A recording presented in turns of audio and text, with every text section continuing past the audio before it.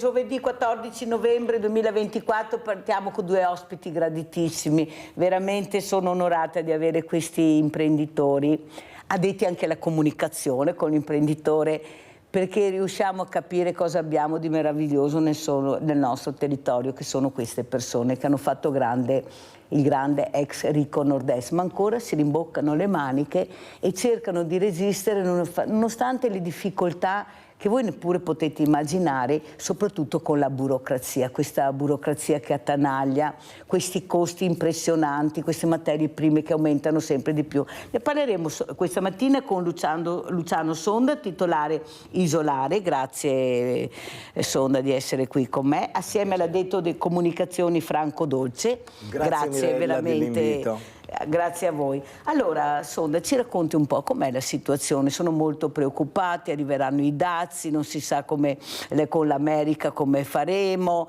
chissà a questo punto di domanda su Trump, perché anche noi siamo collegati, inutile nasconderci, un po' di problemi ci sono che riguardano un po' tutti. Prego, Sonda. Sì, è vero.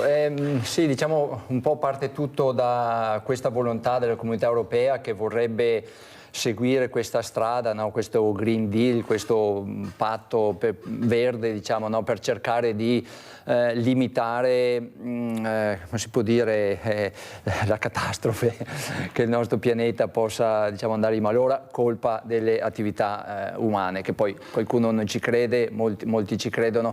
Dall'America arriva questo segnale, se vogliamo, in parte preoccupante per il fatto che Trump non è convinto di questo, insomma, non è convinto che l'attività dell'uomo possa cambiare in modo naturalmente molto negativo praticamente il clima del pianeta e quindi provocare catastrofi, come abbiamo visto, cioè, sempre di più. E quindi c'è questa preoccupazione. Il governo italiano attuale un po' vorrebbe seguire questa linea per un discorso economico anche, prima di tutto, perché naturalmente per certi aspetti è anche costosa questa transizione energetica. E quindi adesso aspettiamo anche, diciamo così, la definitiva ultima finanziaria per capire anche cosa esatto. C'è in serbo, insomma, su queste decisioni, su queste agevolazioni, su queste restrizioni, ecco, capire in che direzione si vuole andare, insomma. Allora, in che direzione si vuole andare? Anche perché noi sentiamo da una parte che si dice una cosa, e sto parlando di parti molto importanti, parti che riguardano soprattutto l'economia, la grande economia, e altri che vanno da un'altra parte, e l'Europa e Trump da là non si scappa. Ma voi imprenditori, cosa sentite? Cioè, che aria sentite? Un'aria nuova di cambiamento, ma chissà, può darsi anche che sia una ventata fresca, anche se non tanto fresca perché Trump ha già governato, perciò grosso modo non è che non si conosca. Però cambiare fa bene, qualcuno dice, non si sa mai, però abbiamo questa Europa che non si capisce mai da che parte vuole andare, perché noi siamo più vicini all'Europa, è là noi che ci giochiamo le carte, però sembra che non ci ascoltino molto, perché fanno fatica a decidere, ad avanzare, a farci respirare. E lei cosa ne pensa? Invece devono battere un colpo, perché così non si può stare, cioè, in questa bolla che non sa come andrà a finire. Voi imprenditori avete bisogno di lavorare, di avere le idee chiare, di investimenti, cioè, non si riesce a capire perché siamo tutti, allora, operai con le spalle al muro, imprenditori con le spalle al muro, la gente a casa non ne può più, con 2 stipendi non riesce neanche a vivere. Io ho l'Emporio Solidale, voi lo sapete, ieri abbiamo visto di tutto e di più. Cosa dice Sonda lei? Perché non si è chiari? Eppure le carte ci sono da giocare. Abbiamo degli imprenditori super che tutti ci invidiano, la creatività, tutti ci copiano, sì. Arrivano dopo, ci copiano. Cosa c'è secondo lei che non riusciamo a fare squadra proprio con la politica, quella importante, quella invece che dovrebbe supportarvi? Sì, diciamo che intanto l'Europa è sempre stata, o meglio diciamo, il governo europeo è sempre stato considerato un dinosauro per come si muove, no? Perché non è facile mettere d'accordo tanti stati che sono sempre stati slegati, a differenza degli stati americani che alla fine sono un'unica realtà, anche se poi anche lì vabbè, ci sono i vari governatori eccetera, però c'è una direzione più diretta insomma dal Presidente. Quindi questa grossa difficoltà, in più forse che i nostri politici non hanno mai avuto un grosso peso o sono riusciti a portare diciamo, a casa più novità, più vantaggi diciamo, per lo Stato, a differenza magari di altri Stati come lo Stato francese, che è molto più efficace per questi aspetti. E quindi diciamo, la situazione è difficile e noi imprenditori naturalmente facciamo fatica un po' per tutta la burocrazia sicuramente che c'è, che poi vabbè, io dico sempre noi italiani siamo molto fantasiosi e questa fantasia ce la mettiamo anche nella politica, anche nelle leggi farraginose, migliaia e migliaia di leggi, di cavigli eccetera che altri stati non hanno e quindi hanno una semplificazione molto, molto maggiore.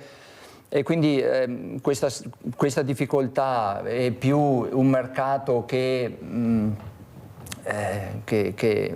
per certi aspetti arranca, perché effettivamente il problema c'è, problemi di paesi come la Cina o l'India, cioè paesi grossi paesi dove diciamo, la manodopera è molto più economica e quindi conviene far fare diciamo la produzione lì e quindi poi questo porta naturalmente a svantaggio della nostra manovalanza, insomma. Noi italiani ci mettiamo la fantasia, l'estro, l'arte, per carità, per fortuna, però non è facile combattere contro questo, insomma. Allora, Sonda, io penso una cosa, come ha detto lei, la Francia, non solo la Francia, ma visto che abbiamo nominato la Francia, Germania, prendiamo la Francia, ma giustamente anche la Germania. Allora, la Francia fa una bottiglia d'acqua di plastica, la mette vicino alla Tour Eiffel, la bottiglia d'acqua va nel mondo di plastica. Noi creiamo il mondo e siamo chiusi nella bottiglia di plastica, non riusciamo, addirittura tappata.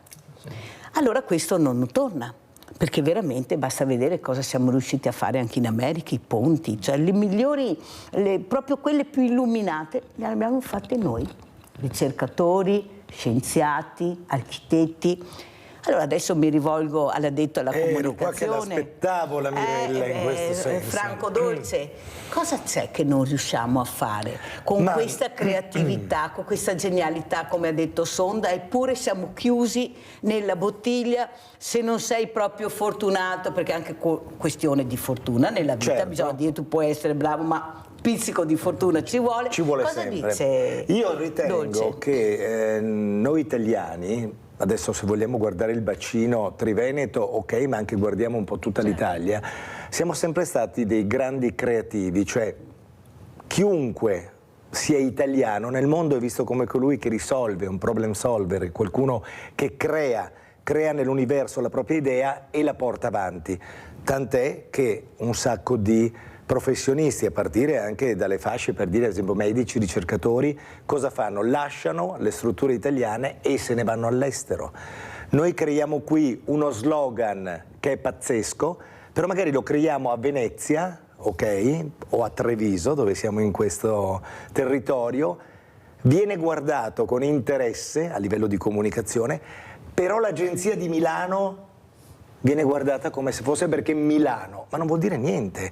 Io faccio questo paragone per dire che spesso e volentieri il nostro orticello, che è coltivato molto è molto più vero, è un orticello curato, di quelli che è curato e che porta a dei risultati, perché alla fine dobbiamo tutti arrivare a degli obiettivi e a dei risultati, alla fine è un po' sottovalutato dal fatto che si pensa che al di fuori, ecco perché francesi fanno la bottiglietta dentro la plastica, diventa un mito, cioè se noi mettessimo un nostro prodotto vicino alle bellezze, cioè con tutto il rispetto della Torre Eiffel, noi in Italia abbiamo delle bellezze inestimabili. A volte siamo un po' esterofili, andiamo in giro, ah che bello, ho visto questa città, quest'altra città, e magari non conosciamo nemmeno, già noi qua nel nostro entroterra veneto abbiamo delle bellezze, ma che il mondo se le sogna. Ma soprattutto vorrei sottolineare, perché io vengo da studi classici e quindi ci tengo a sottolineare, che noi abbiamo una storia alle spalle. Molte altre nazioni e molte altre realtà non hanno nulla di storia, quindi noi dovremmo vivere di rendita di quello che abbiamo avuto nel passato. Invece di non quello abbiamo che neanche la rendita. E invece non abbiamo nemmeno la rendita. Poi tornando al discorso di prima, No, la fermo un secondo perché abbiamo Rinaldo da Venezia, se no mi blocca il centralino. Rinaldo, nessuno riesce più a chiamare. Vai Rinaldo. Ciao Mirella. Ciao. E buongiorno ai tuoi ospiti. buongiorno. In quanto riguarda l'economia ed è sempre stata così, ballerina. Mica tanti anni, che avevamo una volta fai i campi che aveva il barile, il vanghetto, adesso i trattori che fa 20 ettari di roba su 2 giorni, 3 giorni. E l'economia, noi siamo un paesetto in confronto, l'economia, i soldi, chi che ha tanti soldi fa più bella economia, perché guarda, gli indiani, l'India, non è calcolare, adesso è una nazione che è importantissima, e ora l'Italia da 2000 anni, come che dice il signore, noi abbiamo l'arte, siamo abituati a vivere queste robe che qua, va bene? E abbiamo anche tanti bei imprenditori qua in Italia, ne conosco amici che ha fabbriche dei motori, va bene, e lavora per 5 a Cina. Voglio dire che il mondo andrà sempre bene perché il mondo non va storto. Il mondo da quello che c'era a quello che va, e secondo il mio punto di vista avremo da pagare qualche cosa a tutti, però il mondo si mette in riga. Grazie Rinaldo, fammi andare avanti. La riflessione è giusta, è corretta. Una volta con niente si faceva tanto, con grande fatica, adesso invece senza fatica non riusciamo a fare molto. Grazie però a questi imprenditori siamo ancora nel mondo. Andiamo a vedere il video isolare.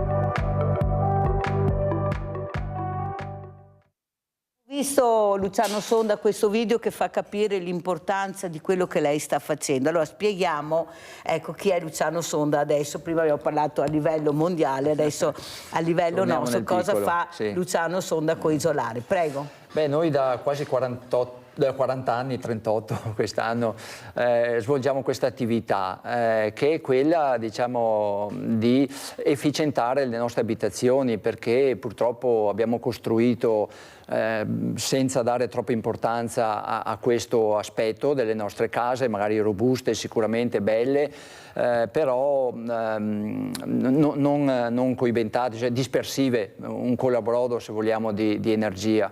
E in questo, diciamo, appunto sto lavorando da così tanti anni. In un settore, poi in un aspetto, diciamo, se vogliamo, un po' specifico, ma che può andare bene per migliaia, per non dire milioni di abitazioni, cioè quello della tecnica dell'insufflaggio, cioè di sfruttare la struttura come è stata fatta la casa, dove appunto non è stato adagiato, non è stato inserito del materiale isolante per contenere questo calore, sia per l'estate che per l'inverno, poi, perché alla fine è reciproco. E quindi con la tecnica dell'insufflaggio, con l'utilizzo di isolanti sciolti, si va a creare uno strato importante nel sottotetto, quindi appunto tantissime case, soprattutto in Veneto, che sono state costruite con la soffitta morta, no? Cioè con questa parte del tetto che non è utilizzata, tante volte è completamente chiusa, e si va ad aggiungere uno strato importante, 30-40 cm di materiale isolante, per fermare più del 90% del calore che scapperebbe se non ci fosse questo strato isolante. Oppure nelle intercappedini vuote, perché anche lì molte abitazioni, molte palazzine sono state costruite lasciando un'intercappedine vuota perché si pensava che l'aria comunque isolasse. Adesso si va a riempire, si va a insufflare questi fiocchi morbidi di isolante per frenare anche lì il passaggio, la fuga di calore, quindi il calore che d'inverno scappa dalle nostre abitazioni e d'estate il calore che entra in casa. Questo per ottenere un comfort importante, perché parliamo di anche 3-4 gradi di miglioria termica, ma soprattutto un calore più uniforme. E poi, se vogliamo, due aspetti: naturalmente quello economico di risparmio, 25-30%, ma si arriva anche al 50% se ci fosse possibilità di intervenire sia sulle pareti che sul soffitto, e poi, se vogliamo, di non consumo, quindi non inquinamento, per cui un po' tutto questo discorso che si rincorre anche proprio sul fatto di cercare di inquinare il meno possibile, cioè di consumare combustibili fossili, perché principalmente attualmente ci si riscalda e raffresca con quelli, e quindi aiutare il nostro pianeta, perché effettivamente è così. C'è una persona che decide, una famiglia che decide di coibentare la propria abitazione, aiuta anche il pianeta a essere meno inquinato, perché un lavoro come questo, che dura più di 100 anni, non ha bisogno di manutenzione. Per tutto questo periodo io consumerò a casa mia il 20, 30, 50% in meno di combustibili fossili, principalmente quelli, ma addirittura, soprattutto, avendo anche un benessere maggiore, perché alla fine comunque la casa si vive molto meglio. Anche perché in questi periodi con le bollette che arrivano, io penso che 3-4 gradi siano tantissimo, sì. Però io chiedo adesso, che è stato interrotto Franco Dolce dal nostro Rinaldo, si tiene occupato, è scommesso alle 7 mattina a schiacciare il bottone per prendere la telefonata. Franco Dolce, però, è stato interrotto, però io aggiungo anche un'altra cosa a quello che poi lei stava terminando di dire. Ma forse questa comunicazione, siccome noi siamo diffidenti, abbiamo paura. Perché? Perché siamo stati fregati tante volte.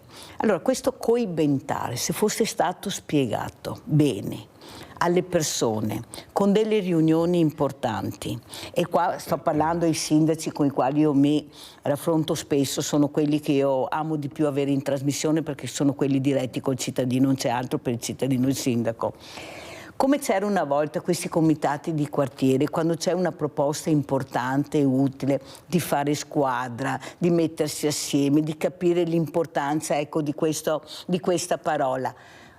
Cioè bisogna prima essere fregati, poi capire invece che c'è un'altra realtà, tipo la vostra, isolare, che invece è una realtà seria, che devi aver fiducia, perché non c'è solo il negativo del paese, perché noi siamo abituati a vedere e sentire il negativo, poco il positivo. Se invece ci facessero sentire di più il positivo e capire perché sì e perché no, cosa mi conviene, forse la gente sarebbe anche diversa e investirebbe molto di più. Cosa ne pensa? Sì, io penso una cosa, che io sono forse super partes in questo senso, perché io sono un ottimista di natura. Quando mi dicono vedi il bicchiere mezzo vuoto o mezzo pieno, io dico 3/4, perché anch'io ho preso le mie fregature nella vita come tutti, però ritengo sempre che alla fine delle nostre storie colui che lavora ed agisce bene alla fine vince sempre. Poi, parlando di sveglia veneti, noi veneti da sempre abbiamo una cultura differente rispetto all'America, visto che all'inizio trasmissione abbiamo parlato di americani e di altre realtà, quindi ci teniamo molto alla casa. La casa diventa forse il primo obiettivo di chi si sposa, il primo obiettivo di chi vuole arrivare ad avere qualcosa, dice la casa. Allora, il discorso che viene proposto da Isolare, e per quello stavo dicendo a Luciano così, che stava dimenticando una cosa importante, grazie a questo intervento, ed è giusto comunicarlo attraverso appunto tutte queste possibilità di comunicazione diretta locale, migliorare la propria casa vuol dire anche guadagnare 2 classi energetiche, ma non doverle pagare come, diciamo, aumento del valore catastale. Quindi uno si trova ad avere risparmio in bolletta, la casa migliorata, più caldo d'inverno, più fresco d'estate. Potrebbero bastare? Sì. Si trova ad avere alla fine anche diciamo una risorsa nell'aver guadagnato delle classi energetiche, quindi la casa aumenta di valore. Qui non c'è dubbio che non c'è pericolo di essere imbrogliati, tant'è che la prima volta che noi ci incontrammo, forse l'avevo già detta questa cosa, Luciano mi disse: ma guarda, se voi volete, noi che appunto ci occupiamo della comunicazione di Isolare, possiamo tranquillamente mettere nella nostra comunicazione soddisfatti o rimborsati. Allora io, siccome sono nel mondo della comunicazione, della televisione eccetera, da un bel po' di anni, ho detto: per avere il coraggio di comunicare soddisfatti o rimborsati in un momento in cui la gente non è assolutamente convinta di primo acchito, perché dice ma cosa ci starà dietro, anche perché il costo dei loro interventi non è un costo che uno dice oddio devo fare un mutuo per farlo, no, si fa come si comprasse, non dico la spesa, ma una cosa abbastanza leggera. A quel punto dico, per dire soddisfatti o rimborsati vuol dire che si è talmente sicuri di quello che si dà, perché magari trovi sempre 100 persone, una che dice ma anziché aver pulito tutto nelle 3 ore che sono venuti a fare l'intervento mi hanno lasciato un po' di polvere per terra, ma ci sono sempre quelli che si lamentano. Senta, ma nella Franco qualità Dolce, del prodotto abbiamo guardato il signor Luciano Sonda, il dottor Sonda, in faccia. Basta guardarlo, noi siamo così. Brava. Guardiamo le persone. Anch'io sono d'accordo. E quando guardiamo bene, perché fissiamo la persona. Ed è difficile che ci sbagliamo, perciò penso che il signore, il dottor Sonda ha detto questo perché sa cosa fa, cosa mette, ecco, ci mette la faccia e per lui, per la sua azienda, questo è il massimo e non può sbagliare. E perciò quando lui dice vi rimborserò se c'è qualcosa che non va, sa quello che dice ed è sicuro che non succederà perché sa come lavora e che materiali adopera. Piero da Zero, Falca Rima, Piero da Zero Branco, vai Piero. Ciao Mirella, Ciao. e i tuoi ospiti. Buongiorno. Pronto? Sì, prego. Vuoi chiedere ai due ospiti? C'è una casa vecchia, l'interno non posso mettere niente, l'esterno come va? Come viene isolare l'esterno? Cioè, non posso isolare l'interno, l'esterno, è il muro, che c'è il muro, come fa a mettere su che va idea? Sta lì, 1, 2, soffitta, quello mi dà soffitta, e i vestiti, tipo sorgi una roba altra, vai dentro, mangi che fai. Buon, grazie, arrivederci. Caro Piero, ecco, questa è la dimostrazione di quello che abbiamo appena detto. Esatto. Ancora adesso la gente non sa perché nessuno spiega, perciò io sono veramente contenta, Piero, che tu hai fatto questa domanda, sentiremo la risposta, poi vi daremo anche i numeri se avete piacere, prego. Sì, allora partiamo dalle pareti. Sì, è vero, questa tecnica dell'insufflaggio ha bisogno di un intercapedine perché parliamo di un prodotto sciolto che deve essere, diciamo, sorretto o contenuto all'interno di un intercapedine che può essere anche orizzontale. Quindi è vero, nel muro, diciamo, il muro pieno, no, di sasso o di mattone, si può usare questa tecnica ma con l'aggiunta di altri materiali, nel senso che bisogna creare o all'esterno del muro, che sarebbe la miglior cosa, o all'interno dell'abitazione una controparete che mi crei questi intercapedine da riempire. A quel punto però è vero anche dire, può essere una scelta molto interessante che tante volte è stata fatta, ma è vero anche che l'alternativa è il classico cappotto o esterno o interno con i materiali classici come viene proposto, quindi col materiale sintetico che può essere il polistirolo bianco o nero con grafite o materiali minerali tipo la lana di roccia, la fibra di legno o altri materiali, il calciosilicato eccetera, sia all'interno che all'esterno. Diciamo che volendo utilizzare questi materiali, ripeto, bisogna creare una struttura, però a quel punto le spese, diciamo, i costi si assomigliano molto, quindi diciamo, lasciamo al cliente la scelta di questa tipologia. Per quel che riguarda la soffitta, naturalmente anche qui, ripeto, ci vuole una struttura di contenimento, quindi che può essere il soffitto piano sopra il quale andiamo a creare questo strato isolante, e se è una soffitta di una casa di campagna dove ci possono essere anche i topi, sì, può essere, cioè qualcuno può avere anche questa paura. È vero però che ad esempio l'utilizzo dei fiocchi di cellulosa, fibra di cellulosa, questo materiale viene trattato con dei sali minerali che, oltre a dargli la resistenza al fuoco, all'umidità che non marcisca e al fuoco che bruci con difficoltà, rimane in classe B come viene chiamata, dà anche questa resistenza ai topi, nel senso che i sali minerali che vengono utilizzati sono, diciamo, sgradevoli per i roditori, per cui sappiamo che il topo eroditore non va a rovinare, a intaccare questi materiali. Oppure ci sono poi anche le lane minerali che più o meno hanno la stessa resistenza contro i roditori, insomma. Oppure se si parla invece di un soffitto inclinato, anche lì appunto ci deve essere un intercapedine in questa falda inclinata da poter riempire, oppure bisogna crearla spesso con ad esempio l'utilizzo delle lastre di cartongesso o anche le perline in legno se vogliamo, per creare questa intercapedine tra il trave a vista, che potrebbe esserci il trave a vista, e il soffitto esterno, insomma, per poi insufflare i fiocchi o di fibra di cellulosa o di lana minerale, che sono i due materiali che si utilizzano principalmente perché sono quelli che hanno le caratteristiche termiche migliori e poi una durata centenaria, insomma. Piero, te fa a Casanova, che tu capio? Quello che dovete capire è che abbiamo una ricerca, una scienza e una tecnologia che veramente ha fatto passi da gigante. Niente è impossibile, sbaglio? Sì. Niente è impossibile, basta conoscere, capire anche economicamente dove puoi arrivare, cosa puoi fare, certo, ma un po' alla volta ce la puoi fare. Pubblicità.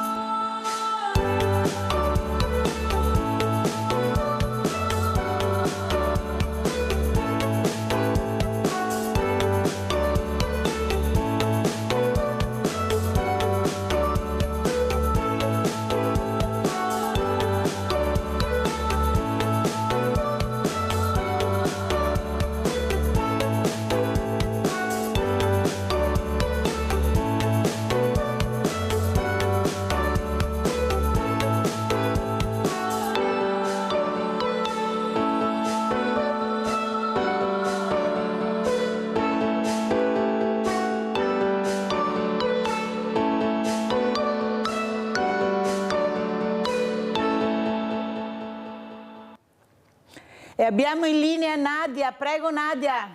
Ciao Mirella, buongiorno Ciao. ai tuoi ospiti. Buongiorno. Volevo chiedere, la mia casa è stata ristrutturata negli anni 78-80.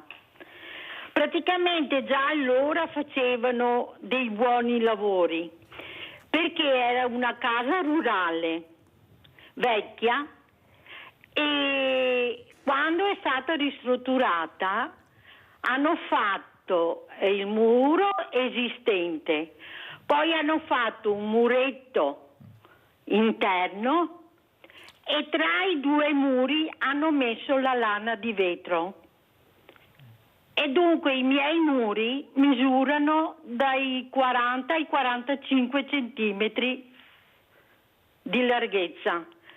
Difatti io la sala di soggiorno ci tocca metterci d'estate una copertina perché non resistiamo dal freschetto che ti dà fastidio. E d'inverno col caminetto scaldo magnificamente. Grazie e facevano lavori buoni anche una volta. Grazie, arrivederci e buona giornata. Grazie perché abbiamo sempre avuto delle ottime aziende, degli ottimi imprenditori che quando, come si diceva col dottor Sonda, sanno lavorare. Quando uno sa lavorare il risultato poi lo vedi. Prego. Sì, già nel 78 la legge 378, mi sembra che era, ha cominciato a obbligare a mettere dei materiali isolanti, degli strati isolanti nelle nostre costruzioni, quindi o la ristrutturazione o la nuova abitazione, insomma, si cominciava in quegli anni a inserire uno strato isolante. E poi negli anni la legge 10 del 91, anche se poi con i decreti attuativi è arrivata quasi al 2000, ma poi 2004, 2006, cioè sempre si è diciamo, migliorato questo, o meglio abbassato questo valore di trasmittanza, cioè di dispersione di calore da raggiungere, sia nelle nuove abitazioni che nelle ristrutturazioni o anche per avere appunto l'agevolazione fiscale. Per cui ecco, abbiamo sempre migliorato, ma sì, già negli anni 80 si costruiva, anche casa dei miei genitori, se vogliamo, costruita negli anni 70, aveva già uno strato di polistirolo, 4 centimetri di polistirolo, quindi sì, c'era già l'idea di come si poteva fare a costruire bene.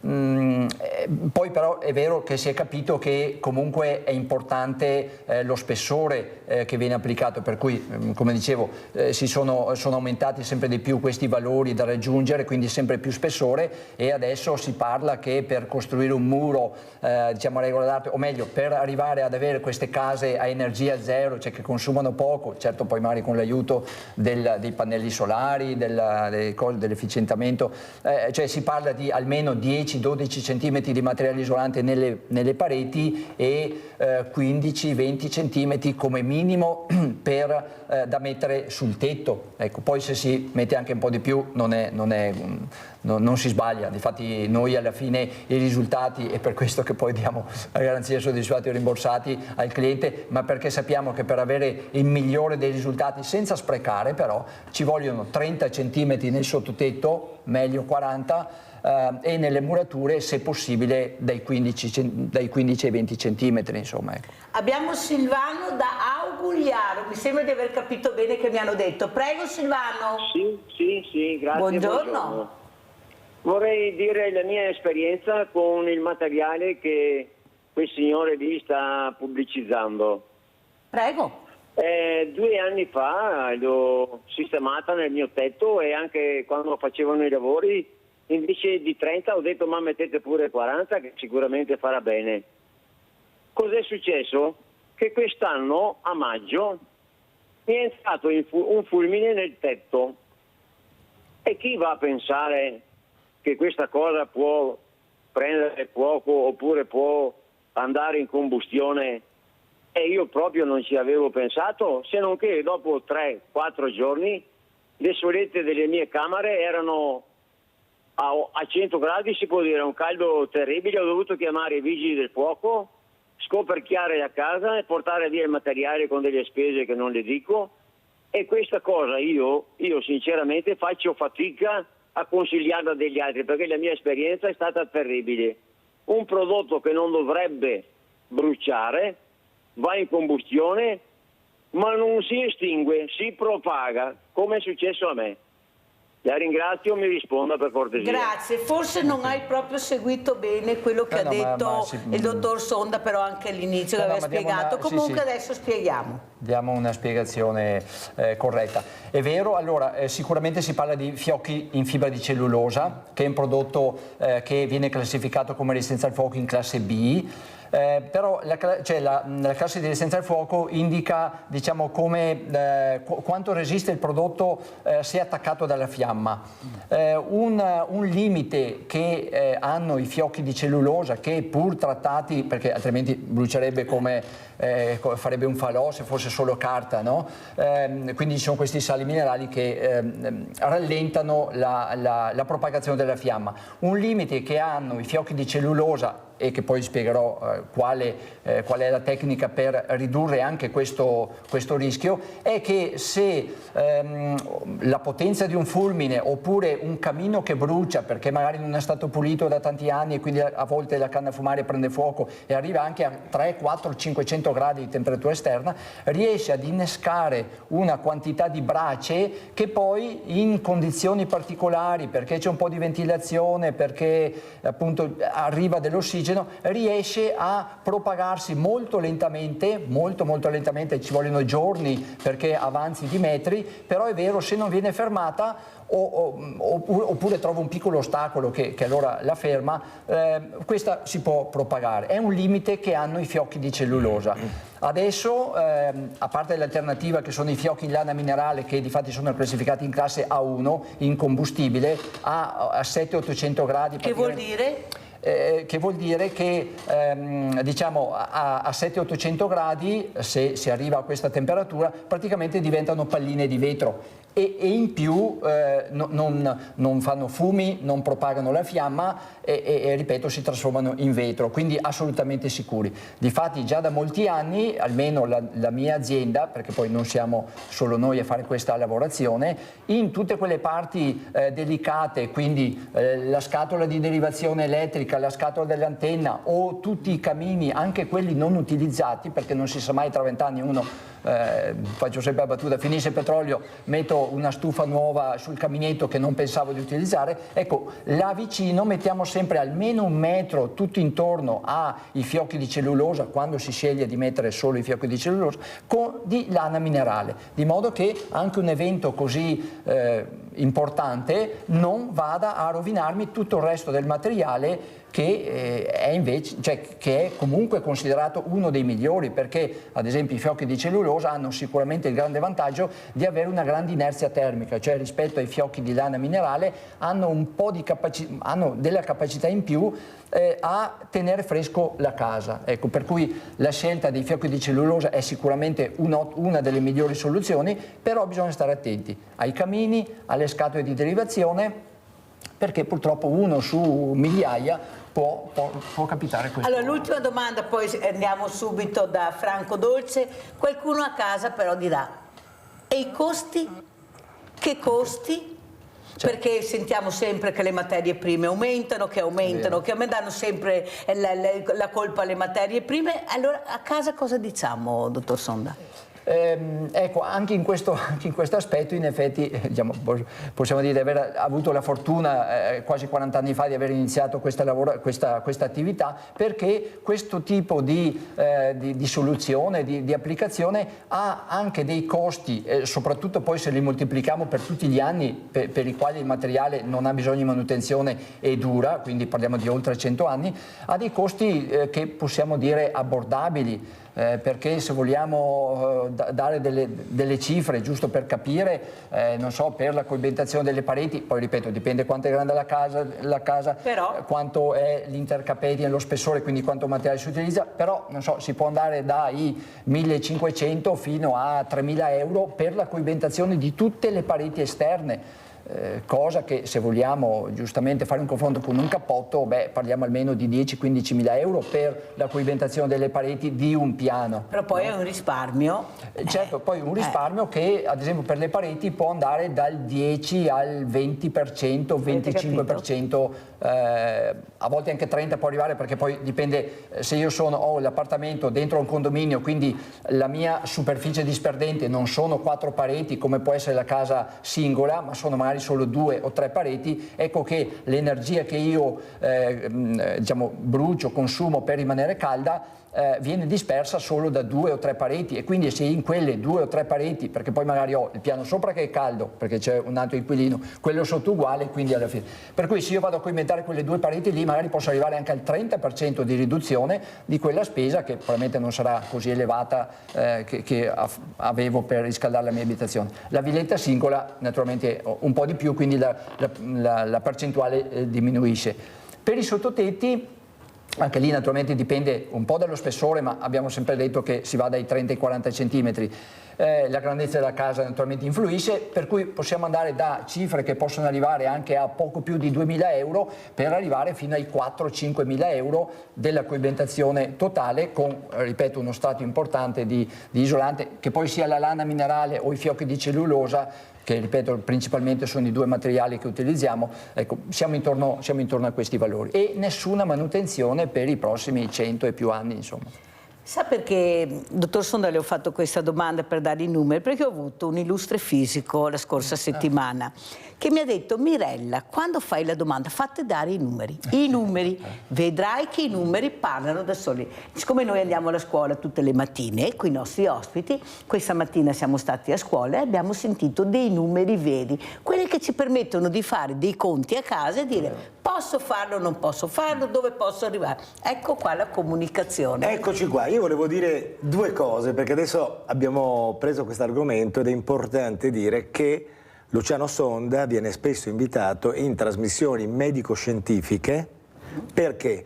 Perché oltre a tutto ciò che abbiamo detto, l'importante di creare questo clima in casa, questa situazione, fa star bene il nostro corpo. Quindi cosa vuol dire? Che i dolori che abbiamo, le artrosi, qui in Veneto abbiamo delle zone molto umido, esatto.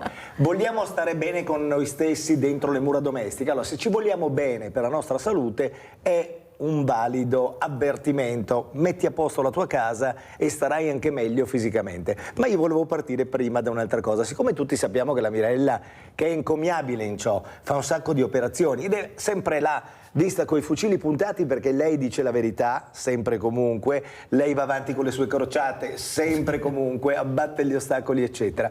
Io volevo dire al signore di prima, ma con la massima benevolenza, siccome noi troviamo nella nostra comunicazione di isolare tanti leoni da tastiera, cioè quelli che dicono: isolare? Ma mi è antipatica la faccia di Sonda, aspetta che dico che ha fatto un intervento, che ha fatto schifo, non chiamateli, sono poco seri, perché la gente si trincera dietro a un computer oppure chiama. Ecco, allora io inviterei il signore a dire, sempre con la massima benevolenza, visto che lui ha detto: ho chiamato i vigili del fuoco perché mi si è incendiata la casa, abbia anche il coraggio di dire con chi ha fatto l'intervento, perché magari la gente può pensare che l'hanno fatto loro di isolare quando non è così, capisci? Non si deve fare il minestrone, il solito minestrone, assolutamente. Quindi, se vuole, il signore può dirci con chi l'ha fatto, così siamo tranquilli.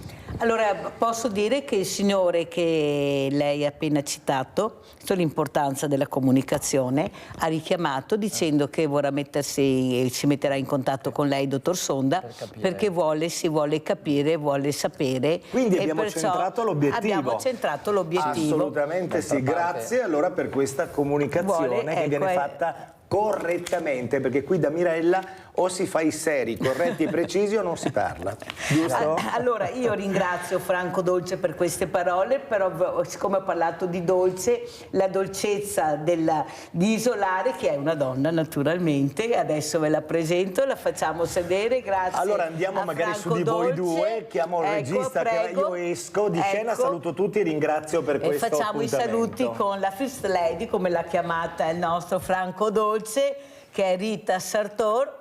Eccola qua che adesso arriva.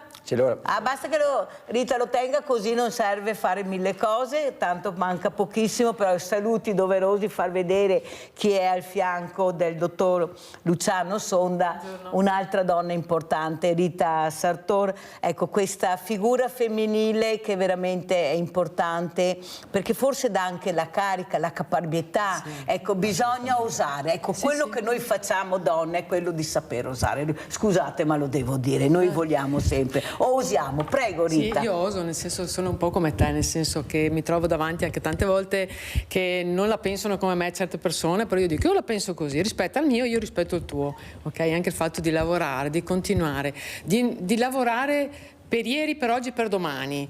Ci vuole fatica, Mirella. È più facile lavorare, oggi apro un'azienda, e dopo come mi comporto?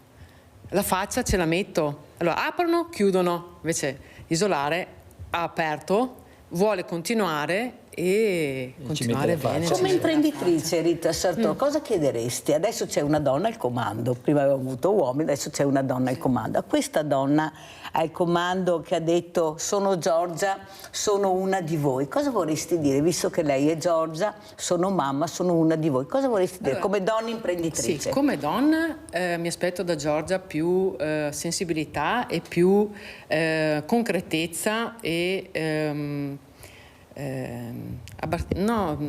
arrivare ai nostri giorni, tutti i giorni al lavoro, e penso lei sia in grado, ok? Essere più obiettiva, perché ogni giorno noi che ci confrontiamo, noi nel nostro settore, qualsiasi imprenditore nel loro settore, la difficoltà che troviamo è proprio questo: mancanza di obiettività, di concretezza e tanta burocrazia. Tanta, una cosa impossibile, una cosa che... Allora, noi siamo nati per lavorare e per portare avanti il nostro lavoro, quindi abbiamo passione. Però non dobbiamo fare solo il nostro lavoro, dobbiamo fare anche il commercialista, il cartoffi e segretaria. E io le prime difficoltà che ho trovato con Luciano è proprio questo, perché io ho sempre lavorato manualmente, quindi vabbè, si usciva in cantiere, via, lavoro stupendo, perché ho scoperto questo lavoro conoscendo Luciano. Perché la prima volta mi ha detto faccio l'insufflaggio.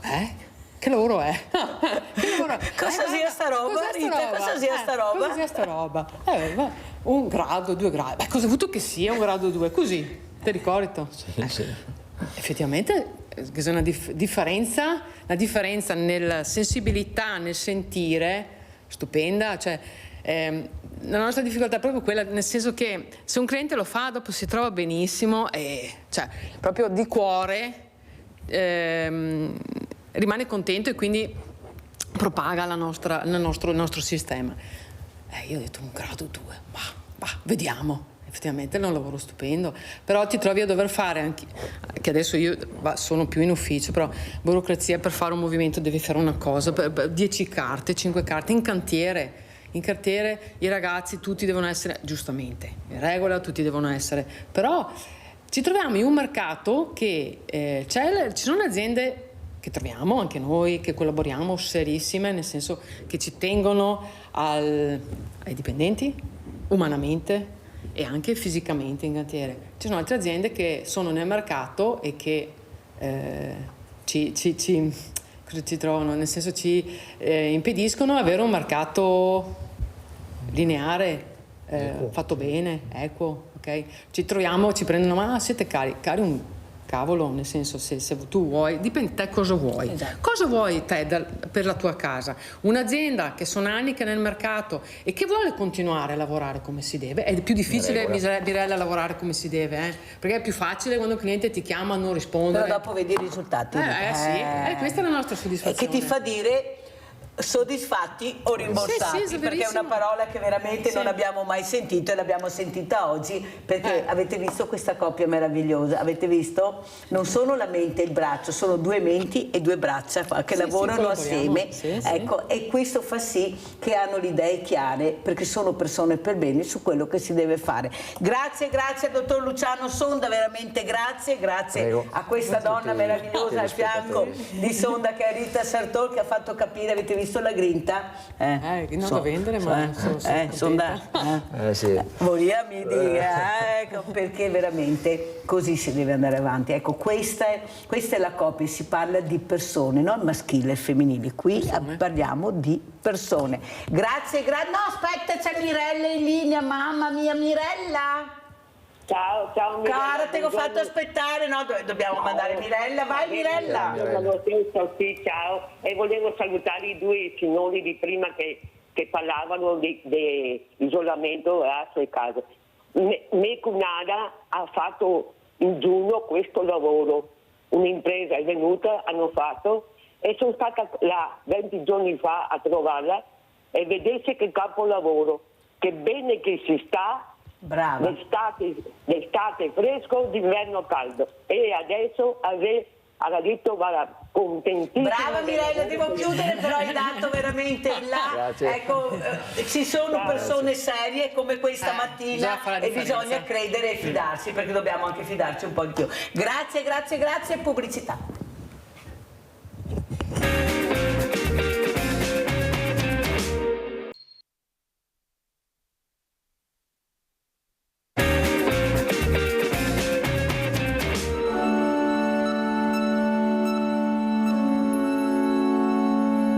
Tira fuori la pistola e dice o mia o di nessun altro e inizia a sparare.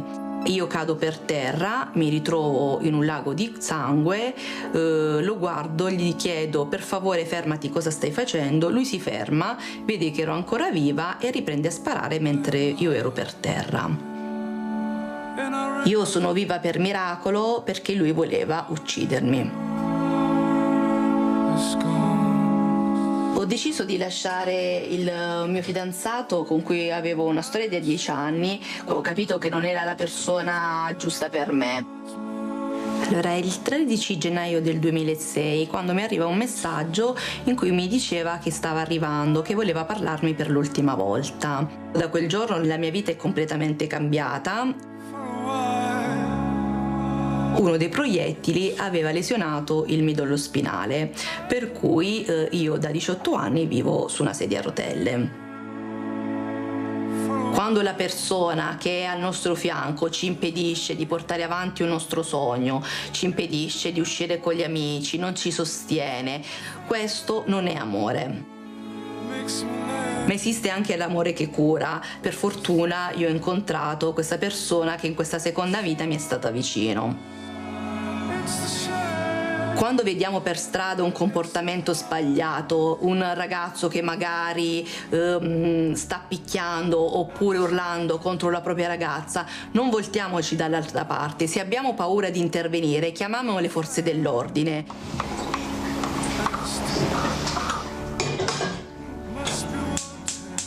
La violenza sulle donne riguarda tutti, uomini e donne, perché al mio posto potresti esserci tu, potrebbe esserci tua figlia, tua mamma, una tua amica. Non fatevi gli affari vostri, la violenza sulle donne riguarda tutti noi, non voltatevi dall'altra parte.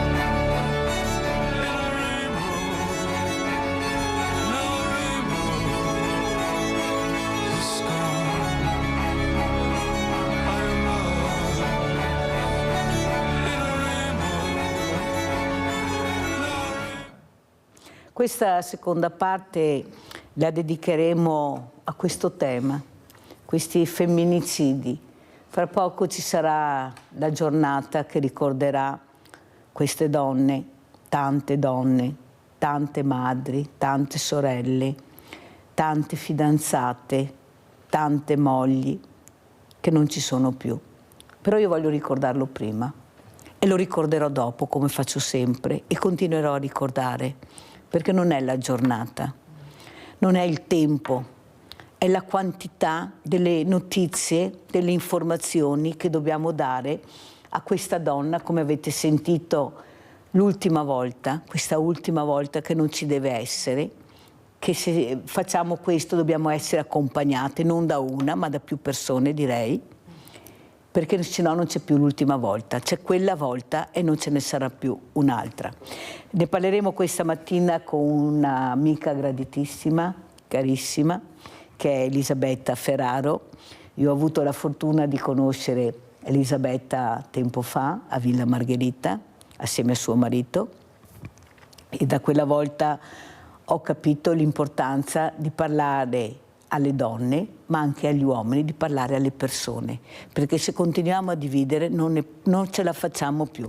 Allora, grazie Elisabetta di essere qui. Allora, abbiamo visto questo video veramente delicato, come dici tu Elisabetta, ma molto profondo, di questa donna in sedia a rotelle. Come commenti Elisabetta, e grazie. Allora, intanto grazie a voi e buongiorno a tutte e tutti. Sì, questo video mi è piaciuto tantissimo per la delicatezza, perché è privo di rabbia e perché credo che comunque per combattere la violenza non ci voglia altra rabbia. Ecco, nell'esempio io lo prendo come esempio da un po' di tempo, il papà di Giulia Cecchettin, per esempio, che non esprime rabbia, non ha rabbia. Perché non serve quello, serve parlarne continuamente, andare nelle scuole, parlarne tutti i giorni, e soprattutto a me indispettisce molto che ci sia tanto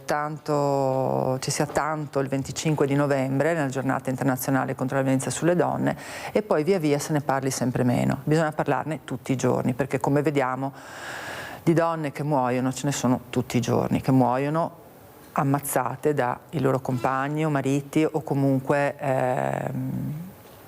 familiari. E non serve parlarne solo in quel giorno, tant'è vero che io ho rifiutato degli incontri che mi hanno proposto il 25 di novembre. È un modo per dire no, io ne parlo tutti i giorni, tutti gli altri giorni, anche perché c'è un gran parlare alla televisione, slogan in quella giornata lì, e poi tutto si smorza. Invece bisogna insistere, soprattutto bisogna insistere con i ragazzi, andare nelle scuole, fare prevenzione nelle scuole. E bisogna far capire a queste donne che vivono una situazione di violenza che non sono da sole, che non vengono abbandonate, che non sono sole, perché altrimenti non riescono ad uscirne, ma anche perché prima di tutto bisogna capire di essere dentro una situazione di violenza, perché il più delle volte, lo dico per mia esperienza personale, quando si vive una situazione di violenza molte volte non ce ne rendiamo conto, perché siamo talmente assuefatte, talmente abituate che facciamo fatica a riconoscerla. E poi bisogna ricordare anche questo, che la violenza non è solo fisica. La violenza fisica si vede, è evidente, un livido si vede, ma la violenza psicologica è quella più profonda, è quella che lascia più segni e che crea più danni. Poi io dico anche un'altra cosa a queste donne, a noi donne, di crearci una nostra autostima, perché la violenza attecchisce dove comunque ci sono dei traumi. E anche riguardo a questo ne parlo per esperienza personale, perché dove ci sono stati comunque dei traumi, anche infantili, famiglie disfunzionali, purtroppo il violento attecchisce lì. Ecco, quindi quando mi viene chiesto, purtroppo, perché quando mi viene chiesto, sì, perché purtroppo si reiterano e si ripetono gli stessi schemi. Bisogna comunque sapere che se ci sono stati dei traumi bisogna rielaborarli. Allora in quel momento lì si può trovare una relazione sana, entrare in una relazione sana, altrimenti si ripetono gli stessi schemi, e questa purtroppo è una grande verità. Allora andiamo a vedere anche questo video, Mainardi, violenza donna, poi commentiamo sempre con Elisabetta Ferraro. 144 donne accolte nei primi 6 mesi del 2024 da Spazio Donna del Bassanese, numeri in aumento rispetto allo scorso anno che sono destinati ad aumentare ancora, violenze tra le mura domestiche che non accennano a calare e che arrivano a sfiorare tragedie come quanto accaduto nei giorni scorsi a Mussolente con il tentato femminicidio e la vittima salvata solo grazie all'intervento della figlia minorenne, un grido d'allarme che chiede un intervento fermo. Veramente ancora ci preoccupa molto, anche perché i casi sono feroci, ancora non è passata la cultura di non colpire le donne in questo modo, e quindi soprattutto per i minori siamo molto preoccupate. Noi lavoriamo tutti assieme nella rete, stamattina sono reduci da un incontro di rete in ospedale, e questo grossissimo problema non si risolve da soli, ma tutti assieme, mettendo assieme le culture di ognuno, però con un obiettivo: aiutare le donne a denunciare. dopo che è stato reso noto quel terribile episodio di Mussolente, sono fioccate le segnalazioni di donne che si sono rivolte a voi. Sì, la stessa mattina 3 di seguito, ecco, dire denunciate e dire troppo poco. Un'azione collettiva deve essere alla base per contrastare la violenza di genere e in occasione del 25 novembre, giornata dedicata alla lotta contro la violenza sulle donne, è in programma una mobilitazione generale. Con i 23 assessorati e i comuni con cui lavoriamo nel distretto facciamo tutti una fiaccolata assieme, partiamo la stessa ora alle 6 da ogni comune e quindi incentiviamo anche i cittadini di quel comune a denunciare, ad aiutare. È una parolina che noi assumiamo in questi giorni, accorgersi che c'è il problema. Allora, Elisabetta Ferraro, come commentiamo questo video? Si sente dire che bisogna denunciare, molti lo hanno fatto, ma non siamo arrivati a quella che è la sicurezza della donna. La sicurezza della donna è un'altra storia. Questa donna che ancora adesso, come dico sempre, Elisabetta, deve lasciare lei la casa a questo compagno, a questo uomo che l'ha picchiata, che l'ha distrutta anche psicologicamente, andare via con i figli, andare in una struttura dove si deve ricreare la quotidianità. Non è così semplice. No. Io sono dell'idea che dobbiamo cambiare queste cose. La donna deve rimanere nella sua casa, con i propri figli, con i propri cari, è l'uomo che deve essere portato via. Ma non riesco ad andare avanti in questa storia, nonostante tutte queste donne che stanno combattendo, anche le parlamentari, però non riusciamo a fare un passo in avanti, che è questo: no, sono io, devo rimanere io a casa e mettere in sicurezza lui. Cosa dice Elisabetta? Sì, infatti anche in questo mi sono più volte espressa, perché anch'io sono stata messa in una casa protetta dal centro antiviolenza di Padova, dei servizi hanno ritenuto che io andassi in una casa protetta perché c'era un rischio molto alto. Di questo sono stata molto grata.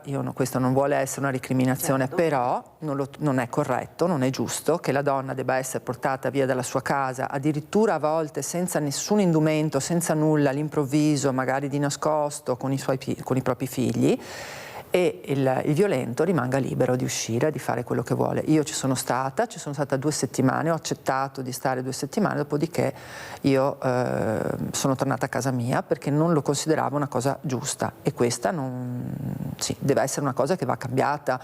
Si prende il violento ed eventualmente si mette lui in una casa protetta, una struttura protetta dove lui non può fare danni. Senti Elisabetta, quando ti sei accorta che qualcosa non andava in questo uomo dove tu avevi riposto fiducia, come le tante testimonianze che abbiamo avuto, però c'è sempre questo freno tirato, domani, dopodomani, lo farò, ci penserò, non lo dico a nessuno, mi vergogno, non ho il coraggio, meglio che non si sappia, e intanto si forma questa bolla, come mi hai spiegato tu, che me la ricordo sempre, questa bolla che poi si chiude e tu non riesci più a uscire. Prego. Allora, io quando l'ho conosciuto ovviamente non era violento, perché penso che per tutte, se conosciamo una persona e si manifesta nella sua violenza dall'inizio, ovviamente lo eviteremmo. Il primo anno era una persona meravigliosa e molto spesso succede così.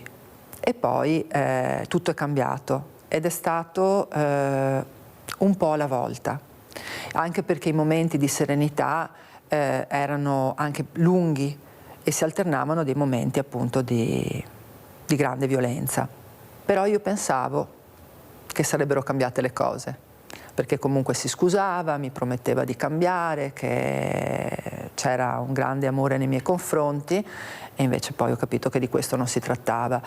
Quando è che proprio ho capito che non potevo più andare avanti e che dovevo fare qualcosa? Nel momento in cui io sono stata presa dalla disperazione, che non avevo solo paura di lui, perché io avevo paura di stare in casa quando c'era lui, ma quando avevo paura di me stessa, perché c'è stato un momento in cui la disperazione era tanta che temevo proprio non solo che lui mi potesse anche ammazzare, ma che potessi farmi del male anch'io, perché a un certo punto si arriva ad un grado, a un livello di disperazione, di prostrazione che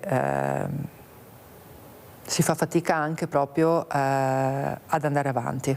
Elisabetta, perché si fa così fatica in momenti drammatici, come stai spiegando bene, a chiedere aiuto?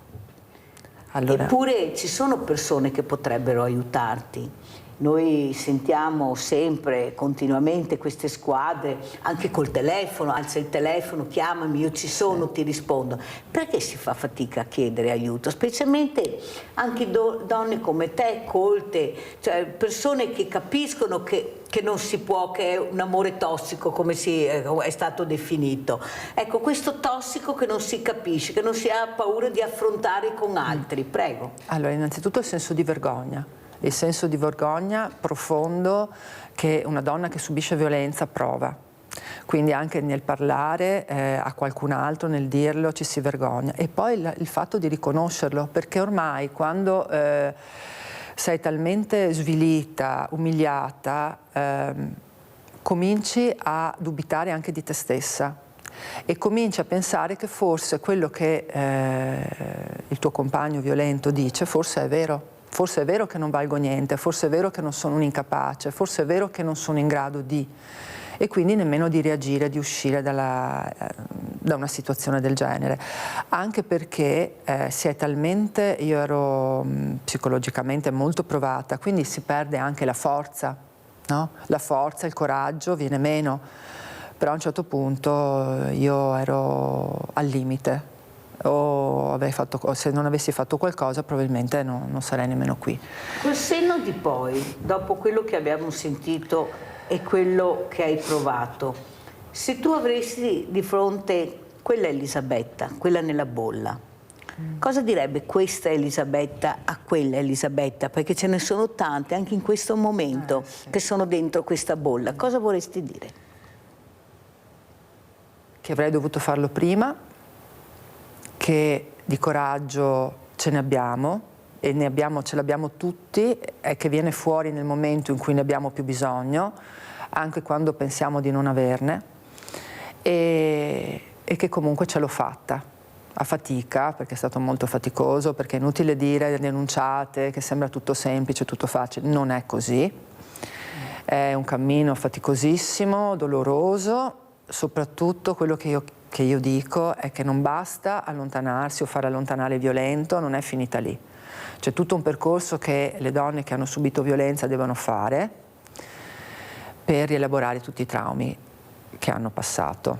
È fondamentale per poter andare avanti nella vita, magari eventualmente in una relazione sana o comunque per una vita sicuramente dignitosa. Ecco, perché le cicatrici che lascia una relazione violenta sono cicatrici profonde, soprattutto per quanto riguarda la violenza psicologica. Per quella fisica non dico che passi, però si può anche accantonare, ma quella psicologica te la porti dentro. Ma io sono convinta, Elisabetta, che non è vero, non si può accantonare. Abbiamo visto questa donna in sedia a rotelle, questa donna che non avrà più la vita di prima. No. Questa donna che non sarà più libera come prima. Perciò io penso che questa cicatrice profonda che lei avrà per sempre rimarrà. E in più aggiungiamo anche quella psicologica. Ecco, avete visto la delicatezza, perché lei è così, è una donna delicata, questa donna che avete visto come Elisabetta. Però la delicatezza vuol dire fragilità. E qualcuno lo sa. È questo nemico. Ecco, A letto col nemico, vi ricordate quel film? Sì. Importante che avrebbe mai detto. Questa maschera che lui si metteva quando usciva, questo manager, questo imprenditore, e poi quando entrava in casa era tutta un'altra cosa. Ma noi sappiamo e non riusciamo a togliere la maschera, questo è il grande problema, Elisabetta, non riusciamo a togliere quella maschera che lui ha, che noi sappiamo, e che non riusciamo a togliere. Io parlo a nome di tante donne, perché in questo momento c'è Elisabetta Ferraro, ma io ne ho conosciute tantissime, anche a Villa Margherita, se ti ricordi Elisabetta, che hanno testimoniato. C'erano ragazze giovani che non avevano il coraggio di parlare e che vedi che stavano vivendo una situazione difficile.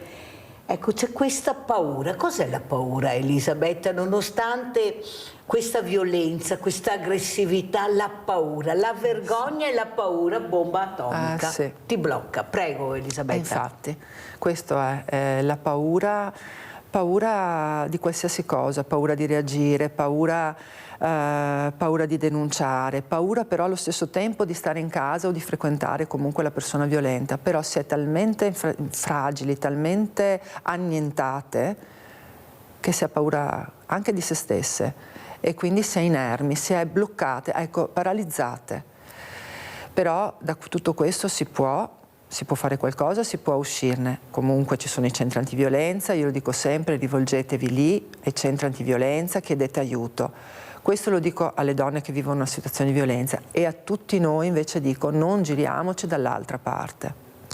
Perché tante volte ma si sente però, ma sì è normale, no non è normale, se una persona sta soffrendo non è normale, ascoltiamole queste donne, ascoltiamo le amiche che ci raccontano che il marito così, il compagno colà, che magari soprattutto ascoltiamo perché la violenza psicologica è difficile da riconoscere perché, ripeto, il livido l'amica lo può vedere, il parente lo può vedere, la mamma, la sorella lo possono vedere, ma la violenza psicologica purtroppo è più difficile da riconoscere e quindi ascoltiamole queste donne attentamente, la loro sofferenza, perché la violenza psicologica è veramente devastante. Allora andiamo a vedere anche, sentire questo ricordo di Giulia Cecchettin all'Università di Padova e poi commentiamo.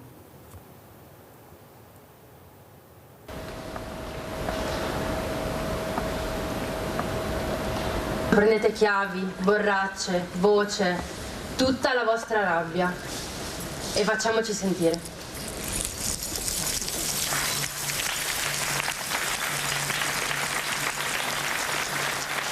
Dal silenzio al rumore nel ricordo di Giulia, perché Giulia è diventata presenza dolce e silenziosa, ma allo stesso tempo con la sua morte ha scosso le coscienze. È l'omaggio dell'Università di Padova e del Dipartimento di Ingegneria per la studentessa 22enne ad un anno dal suo assassinio per mano di Filippo Turetta, suo ex fidanzato e compagno di università. Commosso dalla presenza di centinaia di studentesse e studenti, Gino Cecchettin ha ricordato tutte le vittime di violenza. Ricordiamoci che la vita è sacra, è l'unico dono che ci è fatto dal momento in cui siamo in questo mondo e non abbiamo il diritto di decidere per la vita altrui, quindi fermiamoci prima, ricordiamoci che il modo giusto per vivere la vita è dando sfogo alle nostre emozioni positive, non a quelle negative, quindi vi invito a vivere sempre nell'empatia e nell'amore. E Giulia su questo mi ha insegnato tantissimo. Dalla panchina rossa nel cortile alla prossima inaugurazione di un'aula studio dedicata a Giulia, tanti simboli per attirare l'attenzione, ma in quest'ultimo anno l'università ha cercato di agire con formazione contro la violenza di genere e il progetto Unire con sportelli antiviolenza. Noi dobbiamo partire da lì, dai comportamenti, dai linguaggi, quello che a volte sembra una battuta o un'azione innocua magari può nascondere delle situazioni difficili poi che evolvono. E l'altra cosa che io penso sia importante è che tutti noi dobbiamo fare un forte esame di coscienza. Impegniamoci tutte e tutti a fare la nostra parte, in memoria di Giulia, per sostenere la parità di genere e il rispetto reciproco, in queste aule e in tutti gli ambienti della nostra università. Ma Giulia in questo 11 novembre era nei volti delle ragazze e dei ragazzi che hanno scosso chiavi e sonagli, il rumore della consapevolezza raggiunta dopo il suo sacrificio. Non possiamo dimenticare Giulia, perché ha segnato un punto di provocazione per quanto riguarda una più vera consapevolezza nel riconoscere l'altro nel rispetto della sua diversità e di scegliere liberamente. Giulia è diventato un simbolo di una lotta che viene portata avanti da tanti anni, ma che forse finalmente se ne sta dando la giusta attenzione. Dobbiamo più lasciar passare commenti inopportuni, catcalling e quant'altro, ma far notare queste cose. Deve essere affrontato da chiunque a prescindere dal genere, anzi, percorsi di decostruzione, e quindi percorsi che fanno in modo che gli individui si rendano conto magari anche di da che strutture culturali e sociali sono in qualche modo spinti a comportarsi in un modo oppure in un altro, devono portarli avanti soprattutto anche gli uomini. Il liceo classico Tito Livio, dove la 22enne si era diplomata, invece ha scelto il silenzio con un messaggio scritto dal preside nel sito, una decisione che non ha riscosso il favore degli studenti. Allora, si parlava con Elisabetta Ferraro, guardando questo ultimo ragazzo che ha parlato, ma questi sono i bravi ragazzi, ma noi dobbiamo capire chi sono gli altri che non vediamo, che non si sentono, che non parlano, che hanno questa maschera, che escono con la maschera e che poi sentiamo, ma era un bravo ragazzo, un bravo marito, io non ho mai sentito liti, ma è possibile proprio non sentire mai niente o c'è qualcuno che non vuol sentire, secondo te, Elisabetta? Allora, intanto questo video è emerso più volte la frase libertà di scegliere, ecco, che è fondamentale. Queste persone non ti lasciano la libertà di scegliere, decidono loro per te.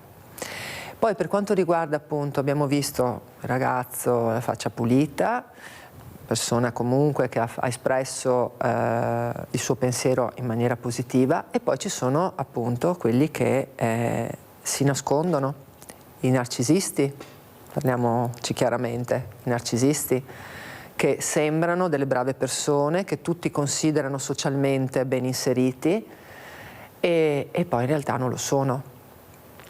E stiamo parlando di qualsiasi categoria, non c'è ceto sociale che si salvi.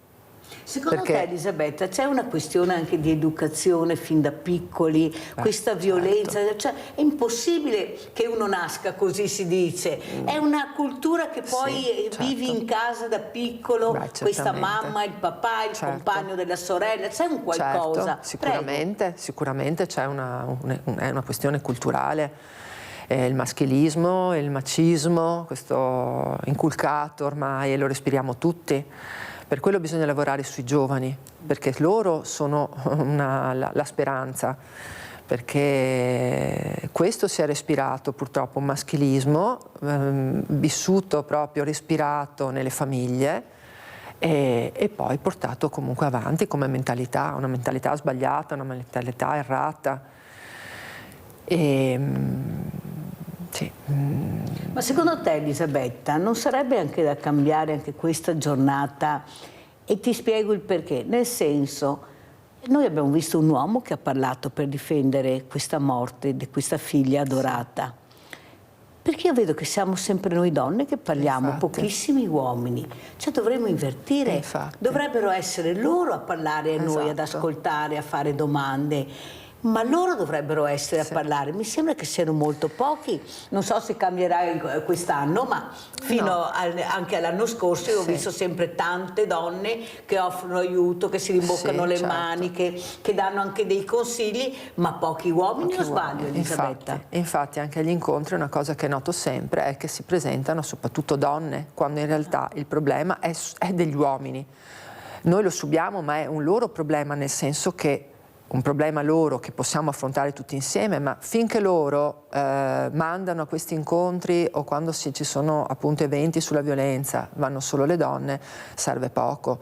Infatti forse il papà di Giulia sta cambiando un po' questa situazione, perché da uomo, da papà, sta facendo qualcosa di veramente grande, perché è un uomo che si sta prodigando per questa causa, per tutte le donne, non solo per Giulia. E anche agli incontri in cui lui è presente ci sono tanti uomini, sta cominciando a coinvolgere gli uomini. Ma devono anche parlare questi uomini. Esatto, e devono anche non ribellarsi. Esatto, dovrebbero esserci delle manifestazioni di questi uomini per bene, ecco, che si oppongono, che si ribellano a tutto quello che sta succedendo. Andiamo a molto vedere bello anche questo flash mob, proprio violenza donne a Venezia, e poi commentiamo con Elisabetta Ferraro. Combatti per le loro ali, quelle per cui mi hanno ucciso. Lotta affinché siano libere e volino più in alto di me. Uno spettacolo di danza con letture e racconti di testimonianze, poi le poesie, una su tutte, quella di Cristina Torre Cáceres, divenuta virale dopo il femminicidio di Giulia Cecchettin. Perché vivano senza paura, mamma, proprio come ho vissuto io. Se domani tocca a me, mamma, se domani non torno. E ancora i cartelli con impresso nome e cognome delle vittime e con la data del femminicidio. Spacchiamo il silenzio, il nome del flash mob itinerante che dopo Verona ha fatto tappa a Mestre, iniziativa di sensibilizzazione contro la violenza di genere. Il bianco rappresentava le anime volate al cielo, mentre il nero, il nero delle ragazze che erano vestite di nero rappresentava la speranza, quel prato fiorito. Infatti loro avevano il fiore che voleva proprio rappresentare quella speranza di trovare il prato fiorito. Una performance dai contenuti forti, intensi, a tratti anche innegabilmente molto dolorosa, attorno alla quale tutta la gente presente in quel momento in piazza Ferretto ha fatto cerchio. E il motivo è quello di tenere alta la consapevolezza nella cittadinanza sul fenomeno contro la violenza sulle donne, che non deve esaurirsi con il 25 di novembre, ma deve essere un lavoro costante, quotidiano, che coinvolge ed è modo per dare voce alle ferite a morte ed è modo per dare voce alle donne che sono ancora oggi in difficoltà.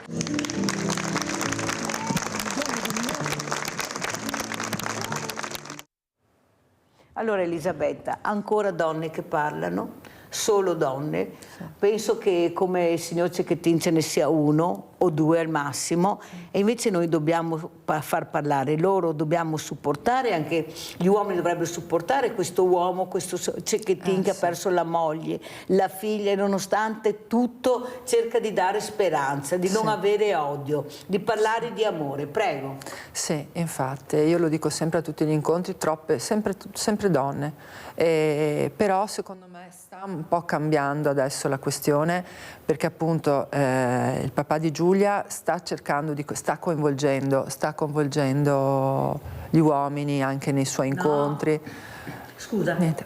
No, vai. Appunto anche presentando il libro su Giulia, vedo che un po' sta coinvolgendo di più gli uomini, ecco. E poi comunque c'è l'associazione Penelope, che adesso vedremo. Esatto, che comunque stando vicino alle famiglie delle persone scomparse, molto spesso dietro una scomparsa di una donna c'è un femminicidio, quindi comunque c'è e sostiene appunto anche questa causa. Era presente al processo, certo, che mi ricordo. Certo, sì, esattamente.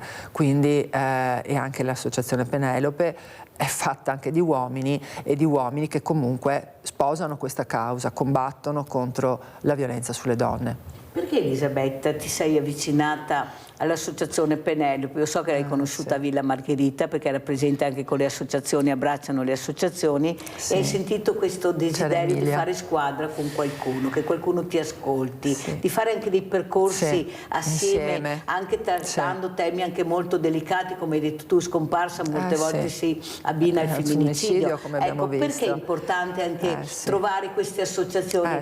Capite che veramente delle volte basta poco, ma si è aiutati e supportati. Prego Elisabetta. Allora, io ho conosciuto l'associazione Penelope, l'ho sfiorata a Villa Margherita l'anno scorso, a luglio del 2023, ma l'ho conosciuta più profondamente a aprile o maggio di quest'anno a Padova, durante un incontro organizzato appunto dall'associazione Penelope Veneto.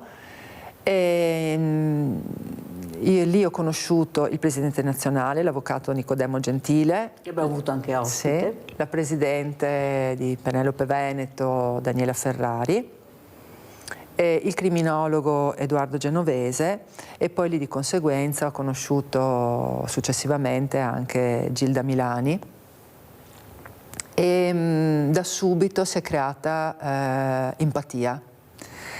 Io mi sono innamorata di questa associazione per la passione che mettono nella loro missione. Io mi sono sentita subito a casa, in famiglia, insieme appunto io partecipo agli incontri che loro organizzano sulla violenza, e da poco sono entrata nel direttivo di Penelope Veneto come consigliera, di questo sono veramente onorata e fierissima, è stata una cosa anche inaspettata e come ho detto prima, molto spesso dietro una scomparsa c'è un femminicidio. Ti fermo un secondo perché abbiamo Monica da Paese. Ciao cara Monica. Ciao, buongiorno. Allora, io vorrei dire una cosa che sto vedendo ultimamente da un paio di anni, molta violenza di genere dappertutto, sia sulle donne, specialmente sulle donne, anche sui bambini, se ne parla un po' poco, ma anche sui bambini e anche sugli animali, ma quello che ogni volta che succede un fatto di violenza sulle donne o sui bambini, io ricevo un colpo al cuore, non riesco a farmene una ragione di tutto questo disprezzo che ci sia per la donna, non riesco mai a farmene una ragione. Poi il fatto di Giulia Cecchettin mi ha colpito tantissimo anche quello. Io sono una persona molto sensibile, purtroppo sono una persona molto sensibile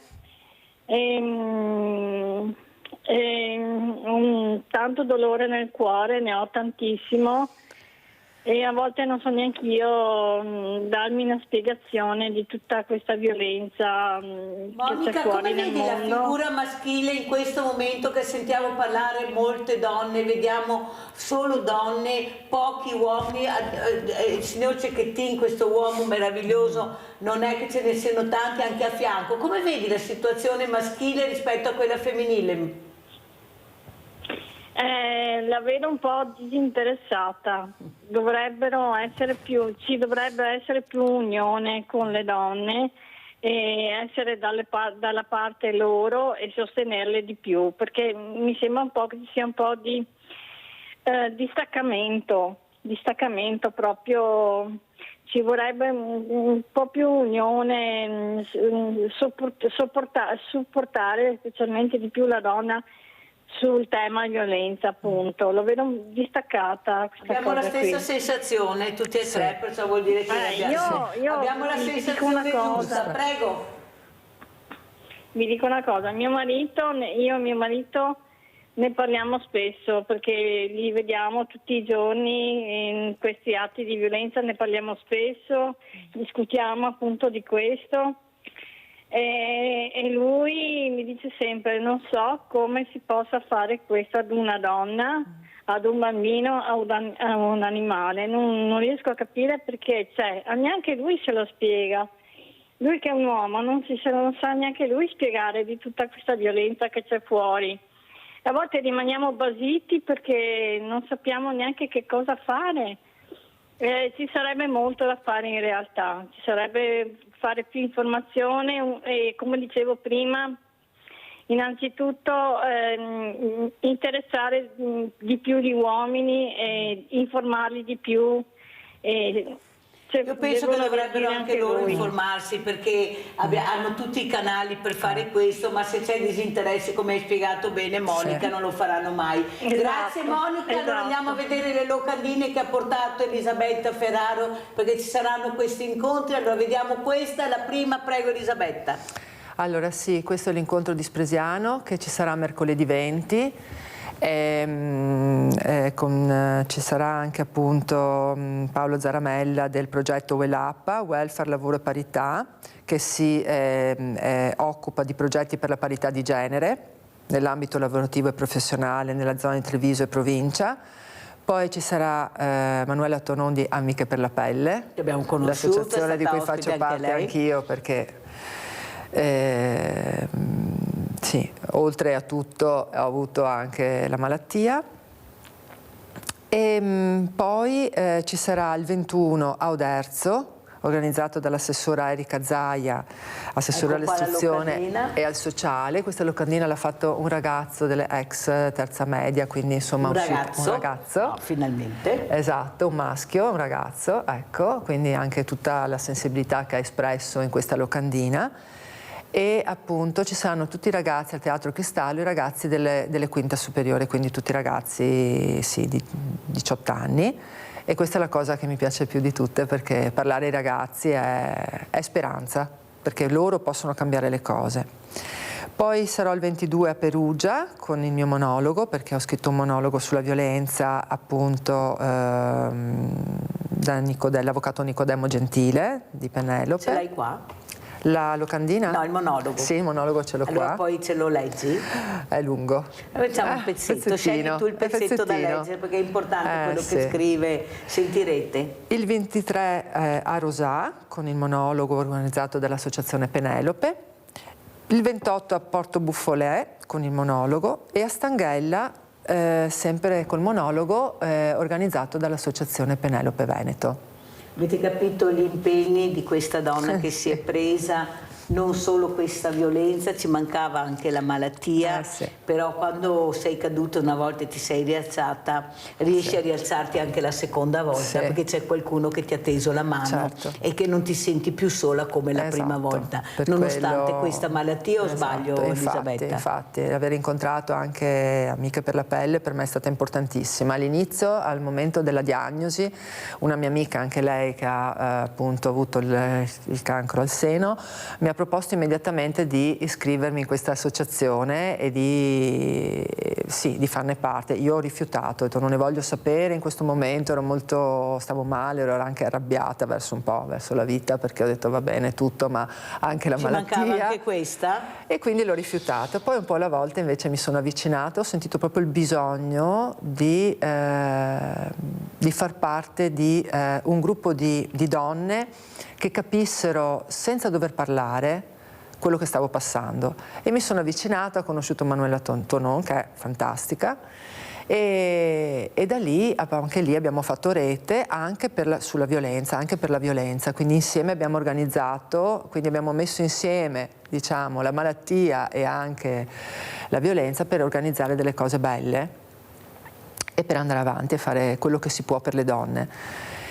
E queste donne che hanno iniziato anche a metterci la faccia quando sono ammalati, io le ho avute anche ospiti gravemente malate, ne abbiamo persa una purtroppo, Umbretta Frezza, questa cara persona, ma bisogna sperare. Ecco, a queste donne che ti stanno ascoltando, che stanno vivendo questo percorso, anche la nostra Nadia che l'ha detto pubblicamente, purtroppo è capitato, però sono una guerriera, vado avanti e combatto. Prego. Sì, perché cosa c'è di simile nella violenza e nella malattia, nella diagnosi di cancro? La solitudine, il senso di solitudine che si prova, perché anche nella malattia sì, io ho provato questo senso di solitudine, perché ce l'avevo io e dovevo combattere io sulla mia pelle, ce l'avevo io e nessuno poteva fare al mio posto, nessuno poteva sottoporsi alla mastectomia al posto mio, e quindi la si vive nella solitudine, anche se si ha qualcuno vicino. Purtroppo è così, è lo stesso nella violenza. La violenza, quando la vivi, hai questo senso di solitudine, di comprendere che nessuno può essere al tuo posto e capire fino in fondo che cosa stai provando. Allora, quindi, siccome abbiamo finito purtroppo, Elisabetta, io voglio assolutamente ascoltare qualcosa del monologo che hai scritto. Allora noi salutiamo Elisabetta Ferraro che racconterà questa storia con questo bellissimo, io lo so già perché so come scrive questo monologo, e poi andremo in pubblicità. Grazie veramente Elisabetta di essere stata con noi. Grazie. Prego. Leggo proprio poche righe. Mi chiamo Elisabetta e sono una sopravvissuta alla violenza disumana del mio compagno, che d'ora in poi chiamerò lui. Sono nata a Padova 54 anni fa, facevo l'indossatrice, tuttora mi piace correre, giocare a pallavolo e ancora di più mi piace leggere e scrivere. Sono una delle 6.792.000 donne che nella propria vita hanno subito violenza fisica, psicologica o sessuale. Sono una delle 125 donne ammazzate ogni anno dai loro mariti, fidanzati, compagni. Sono Giulia Tramontano, uccisa con 37 coltellate. Aspettavo un bambino che sarebbe nato dopo 2 mesi.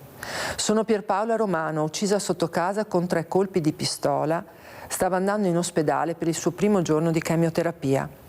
Sono Samana Bass, strangolata con una corda dai parenti, aveva 18 anni e tanto coraggio da rifiutare un matrimonio già deciso da suo padre. Sono Giulia Cecchettin, uccisa con 75 coltellate, aveva 22 anni. Sono Vanessa Ballan, Sara Burattin, Giada Zanola, scaraventata giù da un cavalcavia. Sono Samira Lattardi Stanghella, scomparsa nel 2019, uccisa dal marito, il corpo non è mai stato ritrovato. Sono qui per raccontare la mia storia perché voglio che vinciate la paura. Voglio che vinciate la paura voi che siete nelle mani degli aguzzini. Racconto questa storia anche per gli indifferenti, gli ignavi, i vigliacchi, amici, amiche, parenti, conoscenti, giudici, medici, forze dell'ordine, insomma tutti quelli che sanno e si voltano dall'altra parte, quelli che quando vedono un occhio nero ci credono che sei caduta dalle scale o che sei inciampata nel tappeto. Quelli che sentono le urla al di là della parete e si tappano le orecchie invece di chiamare la polizia. Quelli che tra moglie e marito non si deve mettere il dito. Quelli che chi si fa i fatti suoi campa 100 anni. Grazie Elisabetta Ferraro, veramente grazie. Pubblicità. Ecco.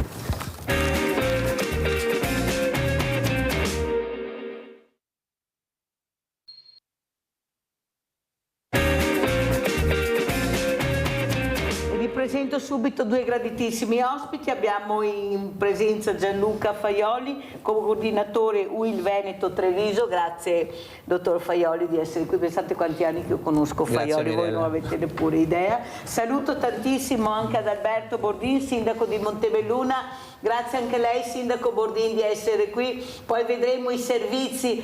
Ma cosa ha provato domenica a Montebelluna? Una Montebelluna strapiena di giovani, di famiglie, di diversamente giovani, di questa comunità che era là per ascoltare, per divertirsi, per firmare, per supportare queste mamme che hanno perso i loro figli e che chiedevano semplicemente una firma per mettere in sicurezza tutti noi, perché non riguardava solo la perdita del loro figlio, loro non vogliono che succeda più. E devo dire grazie al sindaco Bordin che ha permesso questo, che noi appunto eravamo all'interno di questa mega festa dei vespisti, il 20° raduno. Prego sindaco. Allora, intanto buongiorno a tutti, grazie Mirella, grazie per l'invito. Ci tengo a salutare, anche se è andata via, Elisabetta, che era con te fino a pochi minuti fa, perché insomma è una mia amica, la conosco molto bene, conosco la famiglia e quindi ascoltare il monologo già toccante di per sé mi sembra evidente, riguardante la violenza sulle donne, poi diciamo così, espresso da una persona di cui conosci bene o male la storia, risulta ancora più toccante. Quindi un abbraccio e un ringraziamento ad Elisabetta. Scusatemi, ma era doveroso. Mirella, ti do del tu, c'eri anche tu, hai visto che io anche stamattina ho sentito il presidente del Vespa Club e ho voluto ringraziarlo perché è stata veramente una manifestazione straordinaria, mi permetto di dire su più livelli, in una piazza bellissima che è la piazza pedonalizzata di Montebelluna, con un cielo completamente senza nuvole che male non fa, una festa bella, una festa sana, come hai detto te, persone di qualsiasi età anagrafica, però con il plus, chiamiamolo così, di avere anche un occhio alla sicurezza stradale. Come ti ho già detto, io sono sia vespista che motociclista che automobilista, utilizzo sempre meno il mezzo a due ruote perché mi rendo conto di quanto pericoloso sia, magari non perché lo stesso vespista o motociclista ponga in essere comportamenti scriteriati, ma anche perché basta una semplice svista da parte di un automobilista che esce, lo sappiamo bene, purtroppo conosciamo la storia di Kevin, che esce, magari non si accorge dell'arrivo della Vespa o della moto e si spezza una vita. Quindi un plauso sia alle associazioni presenti, mi sembra il minimo che un'amministrazione possa fare, quello di concedere uno spazio totale a queste persone, ma un ringraziamento anche ai ragazzi del Vespa Club che veramente hanno fatto un lavoro straordinario, ripeto, festeggiando ma non dimenticandosi la cosa più importante, che è la preziosità della vita umana.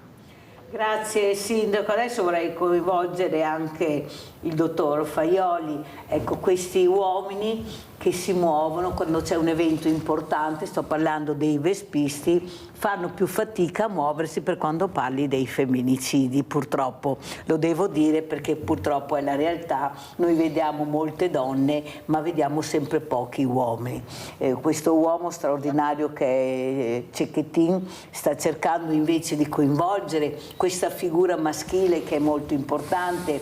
Io penso che tutti quanti questi uomini dovrebbero capire che adesso siamo noi che dobbiamo sederci ad ascoltare loro, sono loro che devono parlare, sono loro che ci devono proteggere e difendere. Prego, dottor Faioli. Sì, Mirella, hai toccato un punto, diciamo il punto fondamentale, no? Perché coinvolgere l'uomo diventa complicato, è difficile fargli capire. Poi attenzione, fare tutta l'erba un fascio diventa, non ci piace. Come organizzazioni sindacali io penso che da quando siamo nati cerchiamo di sensibilizzare quella parte di persone, ma non è facile. Purtroppo devo riconoscere che all'interno del mondo del lavoro, all'interno delle istituzioni, il ruolo della donna è ancora un po' marginalizzato, diciamoci la verità, no? Diciamoci come stanno veramente le cose, ma finché questa condizione non diventa patrimonio di una parte del mondo, quindi di una parte delle persone, quello che ci sentiamo noi di fare è continuare, battere, certo, questa poi ti faccio una mia considerazione personale, credo che limitare alla giornata del 25 questa problematica, risaltare questa problematica qua, porre al centro dell'attenzione solo la giornata di 25 diventa un po' limitativo. Io farei il 25 ogni giorno del mese per tutto l'anno. Come fa la Mirella che ne parla sempre. Come fa la Mirella che ne parla sempre, perché se ne deve parlare in modo giusto, in modo corretto, non cercando di fare, come dicevo prima, tutta l'erba un fascio, ma sapendo che è un problema di questa società. E non è che passati gli anni il problema è diminuito, ce l'abbiamo là davanti, anzi i numeri sono quelli, anzi vado di più, dico anche di più, vorrei dire una cosa in più. Oggi grazie agli organi di stampa, alle comunicazioni, il problema dicono ma è aumentato rispetto a prima, no, è evidente. È evidente. Ma questa evidenza deve rimanere, cioè deve proseguire. E ci vuole un aiuto anche da parte delle istituzioni. Allora, Sindaco Bordin, io ho un'idea, gliela lancio a lei come prima idea. Non l'ho detto a nessuno, lo dico a lei questa mattina e lo dico anche al dottor Faioli, che forse dobbiamo convincere gli uomini a fare non il 20° raduno dei vespisti, ma i vespisti faranno il raduno per i femminicidi. Gli uomini che scenderanno nelle piazze con le vespe, 1000 vespe c'erano quel giorno, pensate di avere 1000 uomini in un solo momento che ricordano questi femminicidi.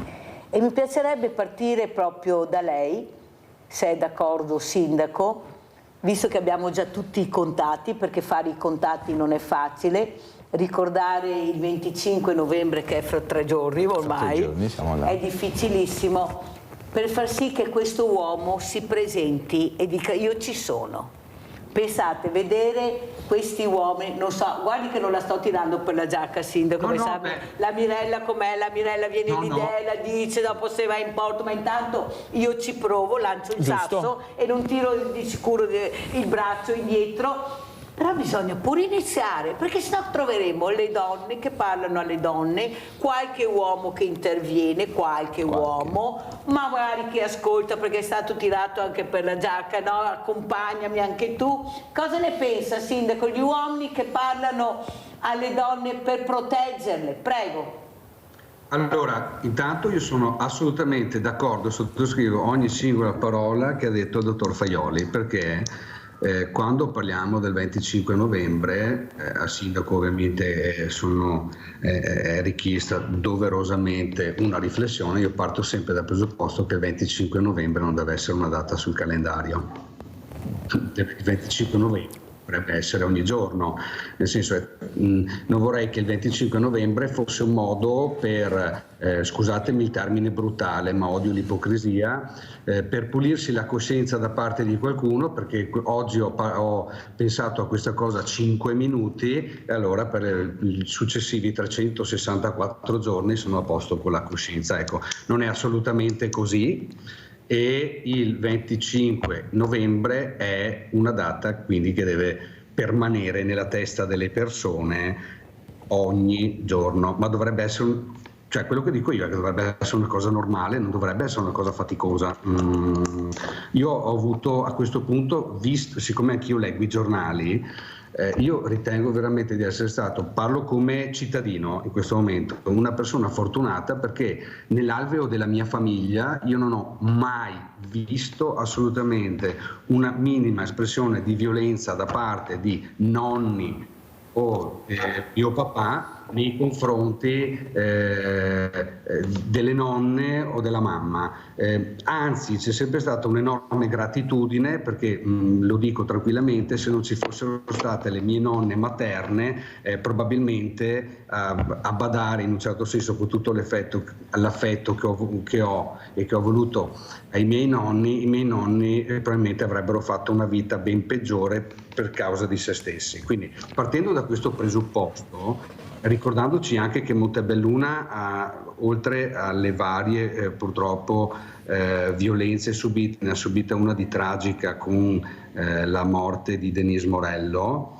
Io sono d'accordo con te e non mi stai tirando per la giacca, perché se le istituzioni non sono presenti su queste tematiche, su cosa devono essere presenti? Punto di domanda. Ma sa perché, Sindaco? Pensare il 25 novembre 2024 è stato l'anno e il giorno che gli uomini sono scesi in piazza per difendere la donna.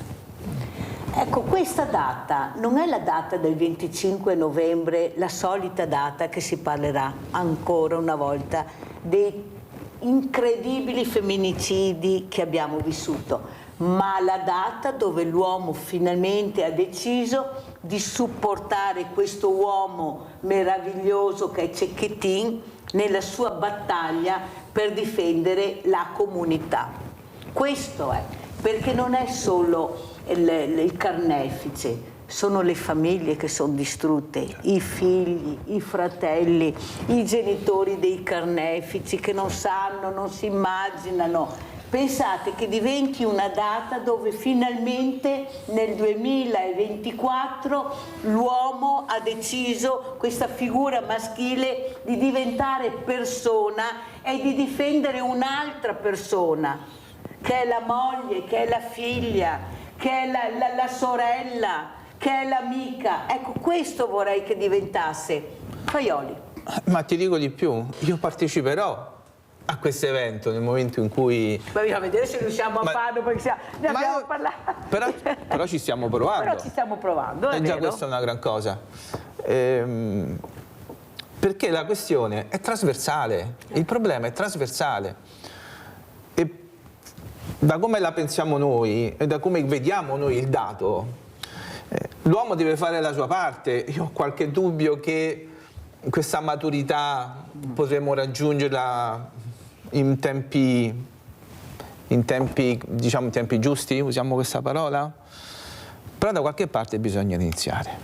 Questa potrebbe essere un'idea, in qualità di motociclista, mia moglie in qualità di vespista, parteciperò volentieri se questo, ma è un segnale che deve essere diffuso sul territorio, un segnale che deve passare nelle case, nelle famiglie, deve passare nel lavoro, nel lavoro, bisogna riconoscere alle donne quell'indipendenza che oggi viene anche negata sui posti di lavoro, attenzione. Stesso lavoro, stipendio diverso.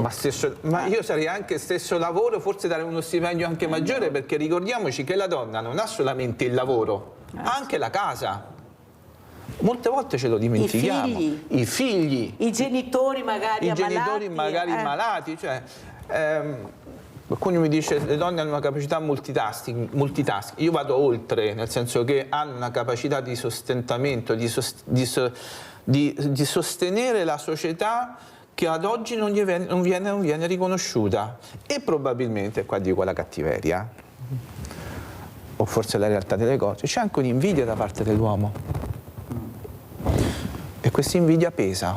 Che bravo il dottor Faioli che ha detto questo, è vero, è questo il problema, l'invidia. Lei non deve arrivare dove arrivo io, non deve sedere su quella poltrona perché io voglio una figura maschile.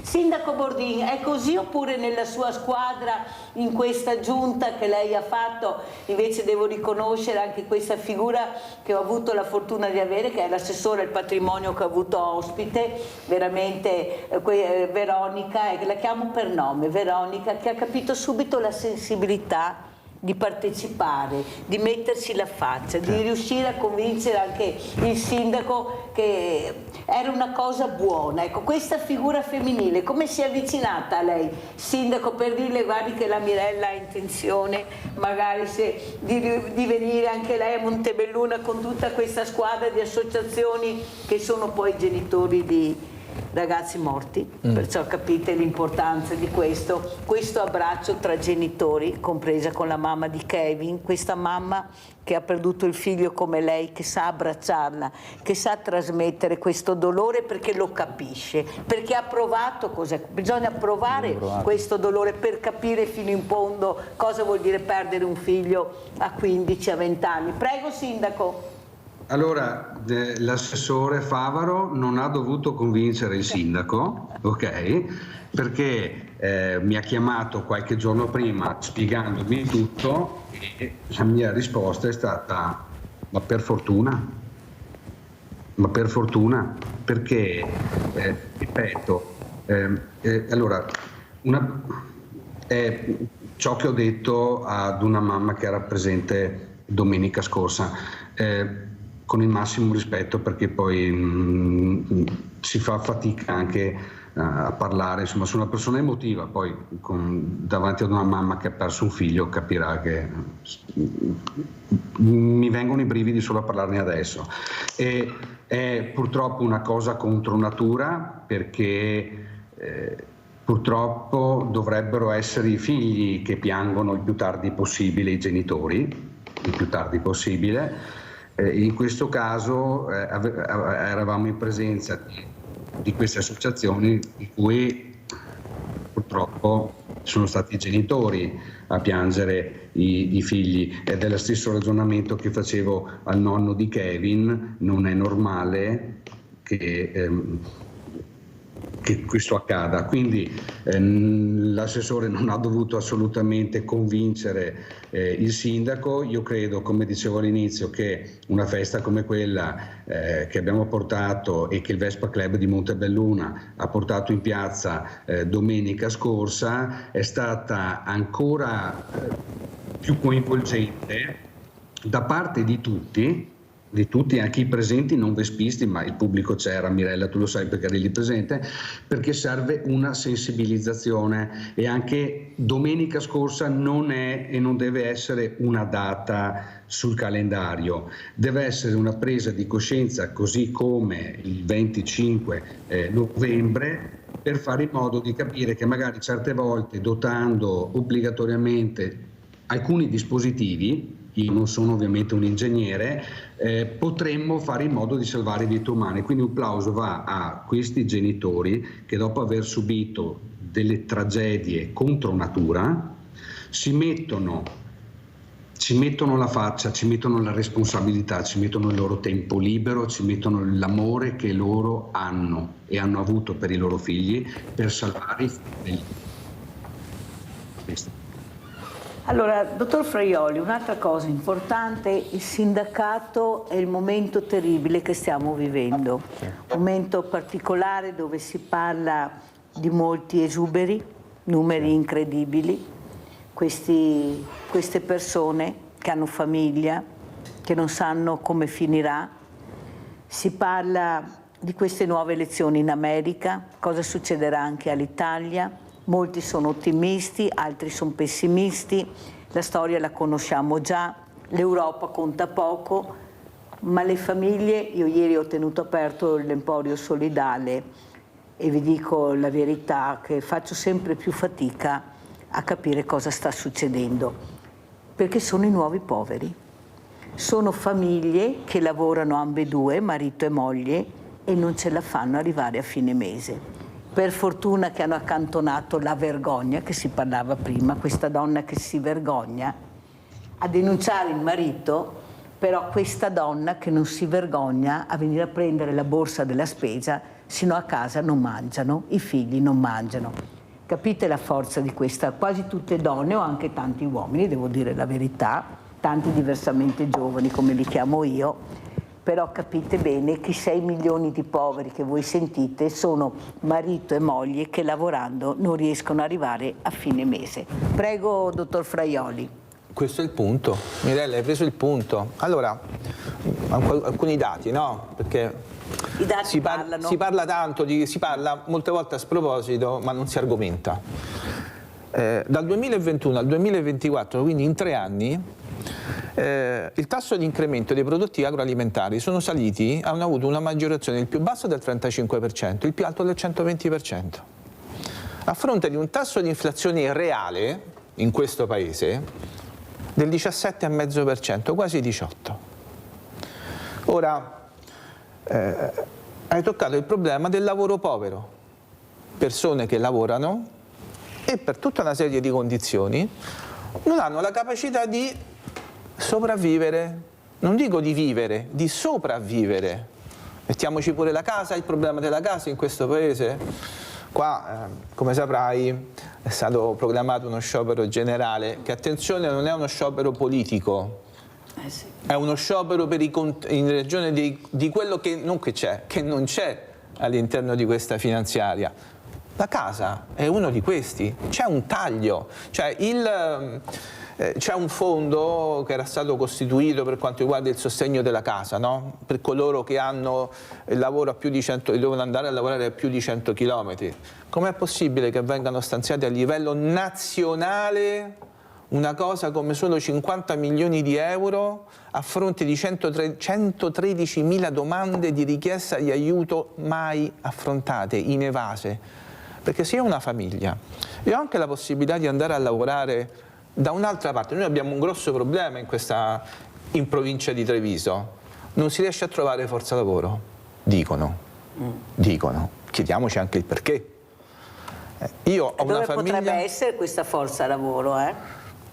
Dove potrebbe essere questa forza lavoro e in che condizioni potrebbe essere? Ma adesso io tralascerei giustamente questo rilievo che hai fatto, perché è una parte del problema, in ragione del fatto che oggi i veneti, questo programma, oggi non riescono a sopravvivere, pur avendo 2 lavori. Non trovo casa, 750 euro minimo per un affitto, quando la trovo le spese energetiche aumentano, adesso arriveremo con l'inverno, quindi sarà un ulteriore appesantimento dei budget delle famiglie. Non c'è nemmeno un futuro al dopo. Quando prima parlavamo di donna, no? Del problema della donna, adesso consentimi un piccolo passaggio. La famosa opzione donna, che già ha un taglio del 30% su una pensione perché è valutata solo sul piano contributivo, ma nei primi 8 mesi del 2024 c'è stato un abbattimento delle richieste del 75%. Cosa vuol dire questo? Oltre a una manovra che non ha finanziato ulteriormente, va bene, ok, possiamo discuterne. Se una donna ha necessità di attivare questo strumento, già penalizzato fortemente, e oggi non lo può utilizzare, decide di non utilizzarlo, è perché probabilmente all'interno del budget familiare pesa. Allora dobbiamo fare un ragionamento. Dobbiamo, per quel che ci riguarda come sindacati, non solo dobbiamo aumentare la detassazione per quanto riguarda i premi di risultato, i premi industriali all'interno delle aziende, perché io devo mettere soldi nelle mani delle persone, cioè abbiamo poco da girarci. Giusy da Treviso, vai Giusy. Ciao Mirella, buongiorno al tuo ospite. Ciao. Ascolta, posso cambiare discorso? Prego, veloce. Allora, non ho ancora capito il perché la nave che va avanti e indietro, Italia-Albania, con 7 persone a bordo, con comandante, marinai e carburanti a spese nostre, con 7 persone, Mirella, avanti e indietro. Chi paga là? Noi con le nostre tasse? Non capisco perché fanno queste cose. Se devono portare gente in questo ambiente che hanno costruito con tutti questi milioni, devono aspettare un charter che li portino là e accudirli bene. Ma no, per 7 persone una nave avanti e indietro dall'Albania, ragazzi. Stiamo scherzando. Ma chi abbiamo lì al governo che sta facendo questi conti? Siamo noi che paghiamo, Mirella, siamo noi che paghiamo. Non capisco più niente, vi saluto.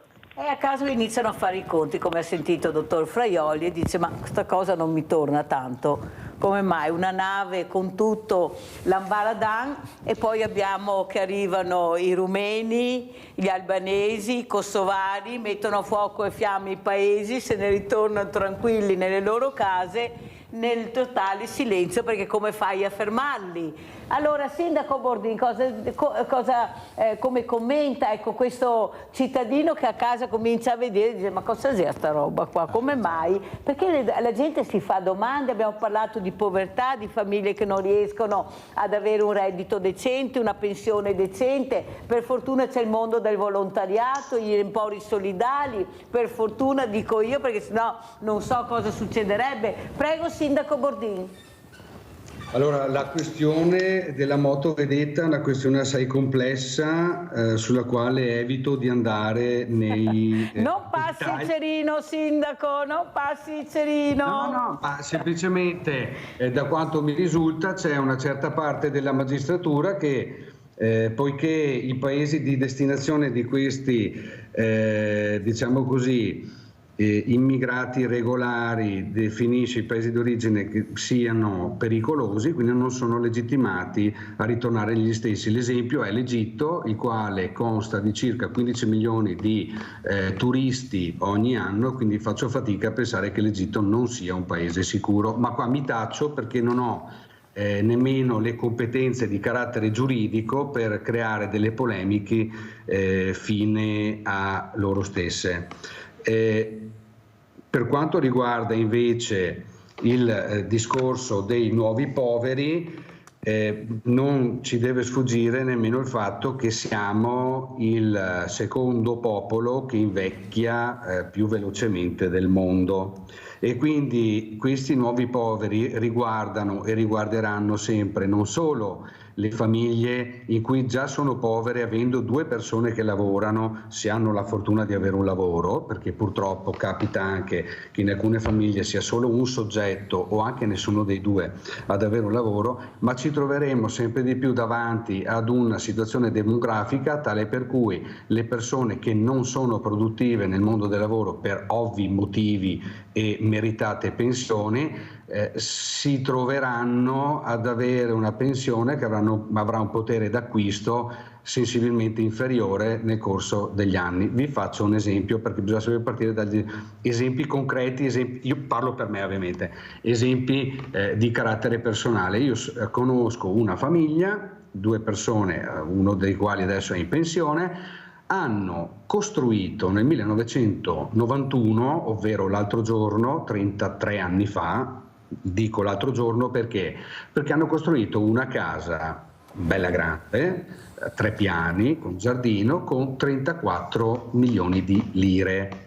34 milioni di lire sono circa 17.000 euro di oggi. Ecco, i 17.000 euro di oggi non ti permettono nemmeno quasi di comprare una utilitaria. Quindi io mi chiedo, una famiglia di persone che lavorano Quando vanno fuori a mangiare una pizza, la pizza una volta con 10.000 lire te la cavavi, ovvero 5 euro, adesso la pizza non costa più 5 euro, cioè l'aumento dei costi a tutti i livelli è più che proporzionale rispetto all'aumento degli stipendi a tutti. Parlo ovviamente di famiglie chiamiamo così, anche di carattere medio. Io l'altro giorno sono andato al supermercato, ho comprato 3 pere Abate, ho speso 3,50 euro, 7.000 lire.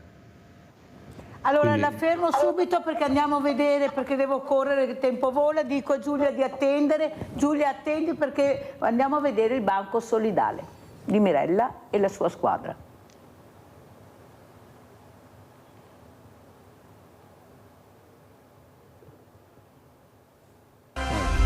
Oggi mercoledì siamo all'Emporio Solidale, come vedete il nostro banco solidale all'interno della provincia, l'unico banco solidale all'interno di un ente pubblico in Italia, questo va specificato. Qui vedete stanno facendo la spesa, le persone sono arrivate perché il mercoledì facciamo la distribuzione, mentre il martedì siamo aperti dalle 9 alle 14.30, alle 16.30 continuato, perché prepariamo le cose e anche le persone possono portare tutti i martedì, solo il martedì, dalle 9 alle 16.30 continuato presso la provincia. Fate tutto il vialone lungo, vedete la chiesetta, in fianco alla chiesetta ci siamo noi con questo banco solidale. Devo ringraziare tutti quanti perché veramente abbiamo tanti aiuti, perché purtroppo dai banchi nazionali non arriva più niente, perciò noi abbiamo il vostro aiuto che ci permette di fare delle borse dignitose. Adesso entriamo. Buongiorno, buongiorno, qui c'è il nostro volontario che fa parte anche del direttivo, Franco Catani. Com'è andata questa mattina, Franco? Questa mattina è andata bene, molte famiglie come sempre, siamo qui come volontari, quindi va tutto bene, diciamo, aiutiamo e speriamo di andare avanti così. Allora, questa mattina, come quasi tutti i mercoledì da 2 mesi ormai, facciamo la scuola di cucina. Oggi il cuoco ha preparato i gnocchi, che poi vedremo, e pensate, i gnocchi io non lo sapevo, solo con farina e acqua. Come hanno accolto questa scuola di cucina? Cosa dicono le persone? Ma le persone interessante, però abbiamo fatto proprio i gnocchi con la semola, che è una cosa diversa, quindi più morbidi, sono gnocchi diversi e li abbiamo proposti, sono stati accettati volentieri, quindi continuiamo così. La prossima settimana faremo qualcos'altro. Allora entriamo ed eccoli qua, i gnocchi sono rimasti, come vedete ne avevano fatto un tavolo pieno. Questi sono i gnocchi senza patate, questo è giusto dirlo, con la farina, l'acqua, poi e l'olio, la semola perché non si attaccano. Qui c'è l'accoglienza, Marcia sta accogliendo una persona che poi farà la spesa, e qui come vedete c'è la libreria che non manca mai, che è molto importante e veramente viene anche vissuta la libreria per capirlo. E qui si inizia a fare shopping, come vedete c'è un po' di tutto, sono cose che mandano le persone al nostro banco solidale e chi viene qua può girare tranquillamente e prendersi quello che serve. Come vedete abbiamo anche il pellet, che adesso dovrebbe arrivarne ancora, come ha detto Vallardi, che ci manderà 2 o 3 bancali di pellet, che è stato ospite a Sveglia Veneti, perché per noi è molto importante, perché non hanno i soldi per riscaldarsi queste persone. Qui siamo al freddo, per un conto stare al freddo 2, 3 ore, 4, un conto è vivere il freddo d'inverno, e perciò questo materiale per noi è oro colato e vedete stiamo distribuendolo in maniera che così le persone possono riscaldarsi. E poi qui ci sono i vari, ecco, come potete entrare in qualsiasi negozio e si prende quello che si vuole in base a quello che serve, poi si ritorna indietro, tante cose anche da bambini come vedete. Qui era pieno di giocattoli, come avete visto è sparito tutto, e qui le persone si fermano col tesserino, che per noi è una carta d'identità, perché è scritto tutto nel tesserino, chi sono, quante volte vengono, vuol dire che hanno l'ISEE a posto, la carta d'identità a posto, e si chiede, come vedete, qui c'è la lavagna e questa è la borsa di questa giornata. Perciò c'era il latte o il succo, salame, mozzarella, formaggio, sofficini, pasta o riso, passata, pane o farina, focaccine vegetali, verdura, frutta, budino, assorbenti, pannolini, tutto quello che serve per avere una borsa dignitosa, perché noi abbiamo delle persone che meritano di essere aiutate e dobbiamo dare loro la dignità anche nella borsa. Questo è molto importante. Qui vedete è arrivata abbastanza roba, però prossimo mercoledì, questa sera chiuderemo alle 16:30, qui sarà sparito quasi tutto. Ecco, volevo ringraziare soprattutto queste persone che ci danno il 5 per 1000, perché il 5 per 1000 in questi momenti ci permette di prendere quelle cose che non abbiamo, che non arrivano, che è lo scatolame, il tonno, ecco, soprattutto il latte che manca sempre, le uova, la farina, la passata, perché dai banchi nazionali arriva sempre poco. Spero che in questa colletta alimentare che ci sarà la prossima settimana cercate di donare, perché ne abbiamo tutti bisogno. Sto parlando a nome di tutto il mondo del volontariato e dei banchi. Vedete quante volte trovate le collette di tante associazioni, perché abbiamo bisogno di avere del materiale, perché sennò non potremo dare queste borse. Io vi ringrazio, vi saluto e alla prossima.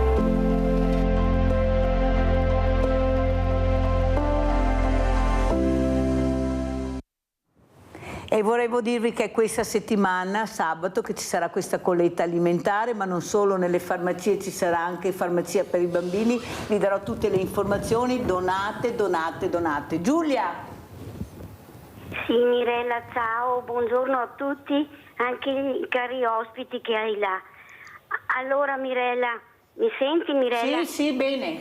Sì, allora volevo dirti Mirella che sei una persona meravigliosa e ti fa un grande onore che su tutto quello che fai volevo ringraziarti.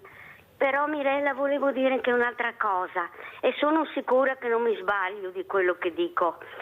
Alla signora Giusi vorrei dire: sta in giro per tutti noi quello che fanno avanti e indietro con la nave, perché ce ne sarebbero tanti altri problemi da prendersi, ma non hanno voglia di fare, Mirella.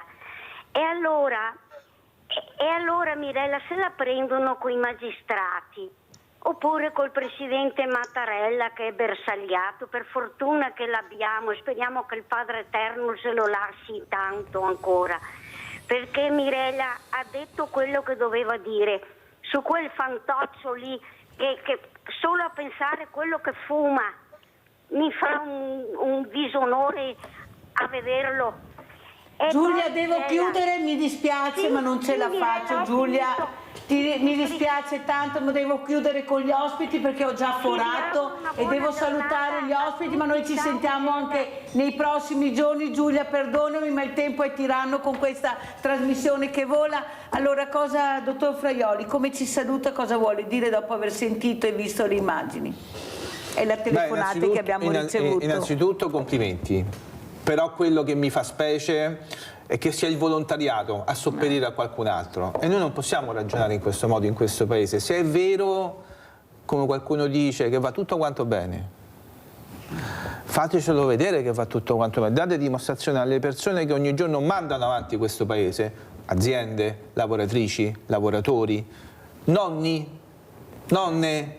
Diamo una dimostrazione che si possa fare veramente qualcosa. Sindaco, come ci saluta? Prego, veloce. Allora, mi unisco ai ringraziamenti e mi permetto proprio di ringraziare anche i volontari. Una cosa di cui secondo me potevamo parlare di più, colpa mia, anche per quanto riguarda la violenza sulle donne, è il coinvolgimento delle giovani generazioni che devono essere coinvolte oltre il 25 novembre per quanto riguarda la violenza sulle donne, ma devono essere coinvolti anche nel volontariato per due motivi. Intanto perché fanno del bene agli altri, seconda cosa perché fanno del bene a se stessi e magari imparano anche il rispetto degli altri, o prima rispetto di se stessi e poi rispetto degli altri. Anche ieri ci siamo incontrati nel mio ufficio per coinvolgere il volontariato, i giovani ancora di più. Punto. Basta andarli a prendere per mano, sindaco, si ricordi, basta andarli, loro non arrivano, dobbiamo andarli a prendere noi, perché non sanno cos'è, perché non gliel'abbiamo spiegato nella maniera corretta. Questa è la verità. Ed è per questo che quando l'incontro per strada l'ultima volta lunedì ci parlo assieme per capire cosa può essere, cosa può creare disagio in loro e creare magari una strada condivisa con loro. Grazie anche al sindaco Adalberto Bordin, sindaco di Montebelluna, di essere stato con noi. Grazie al dottor Gianluca Fraioli, coordinatore UIL Veneto a Treviso. Grazie, andiamo a pranzo con la proposta di Mirella. Lombo alle erbe di Provenza. Ci sono più di 300 razze di maiali. Tra le più grandi si possono trovare esemplari che pesano da 250 a 350 kg. Da noi un maiale di allevamento viene abbattuto solo quando raggiunge i 100-120 kg. Ingredienti per 4 persone. 400 grammi di lombo di maiale intero, 4 cucchiai di olio extravergine di oliva, timo, rosmarino, salvia, una foglia di alloro,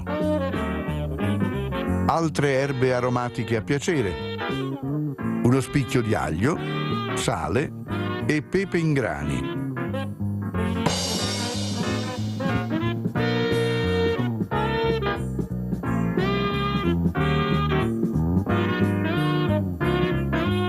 Tritate tutte le erbe e lo spicchio di aglio e versateli in una ciotola.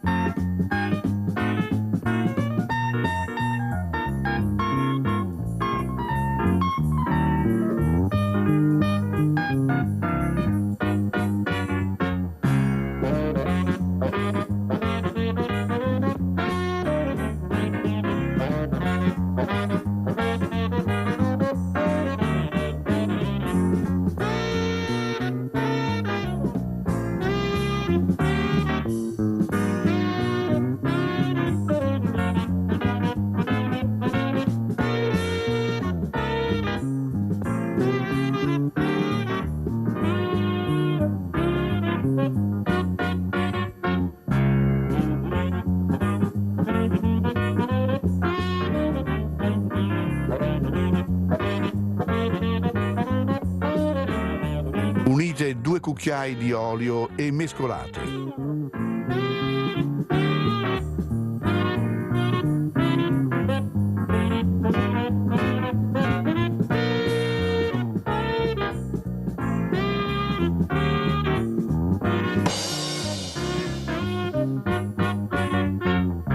Ungete con l'olio rimasto una teglia da forno che contenga la carne.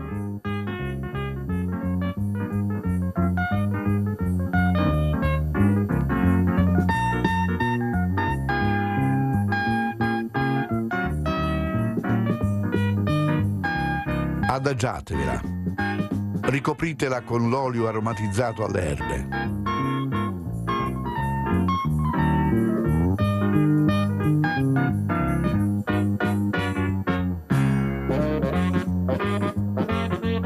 Accendete il forno a 200 gradi.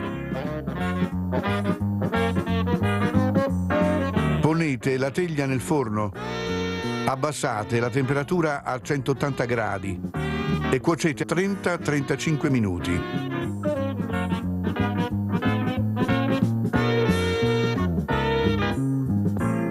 Lasciate riposare qualche minuto prima di servire.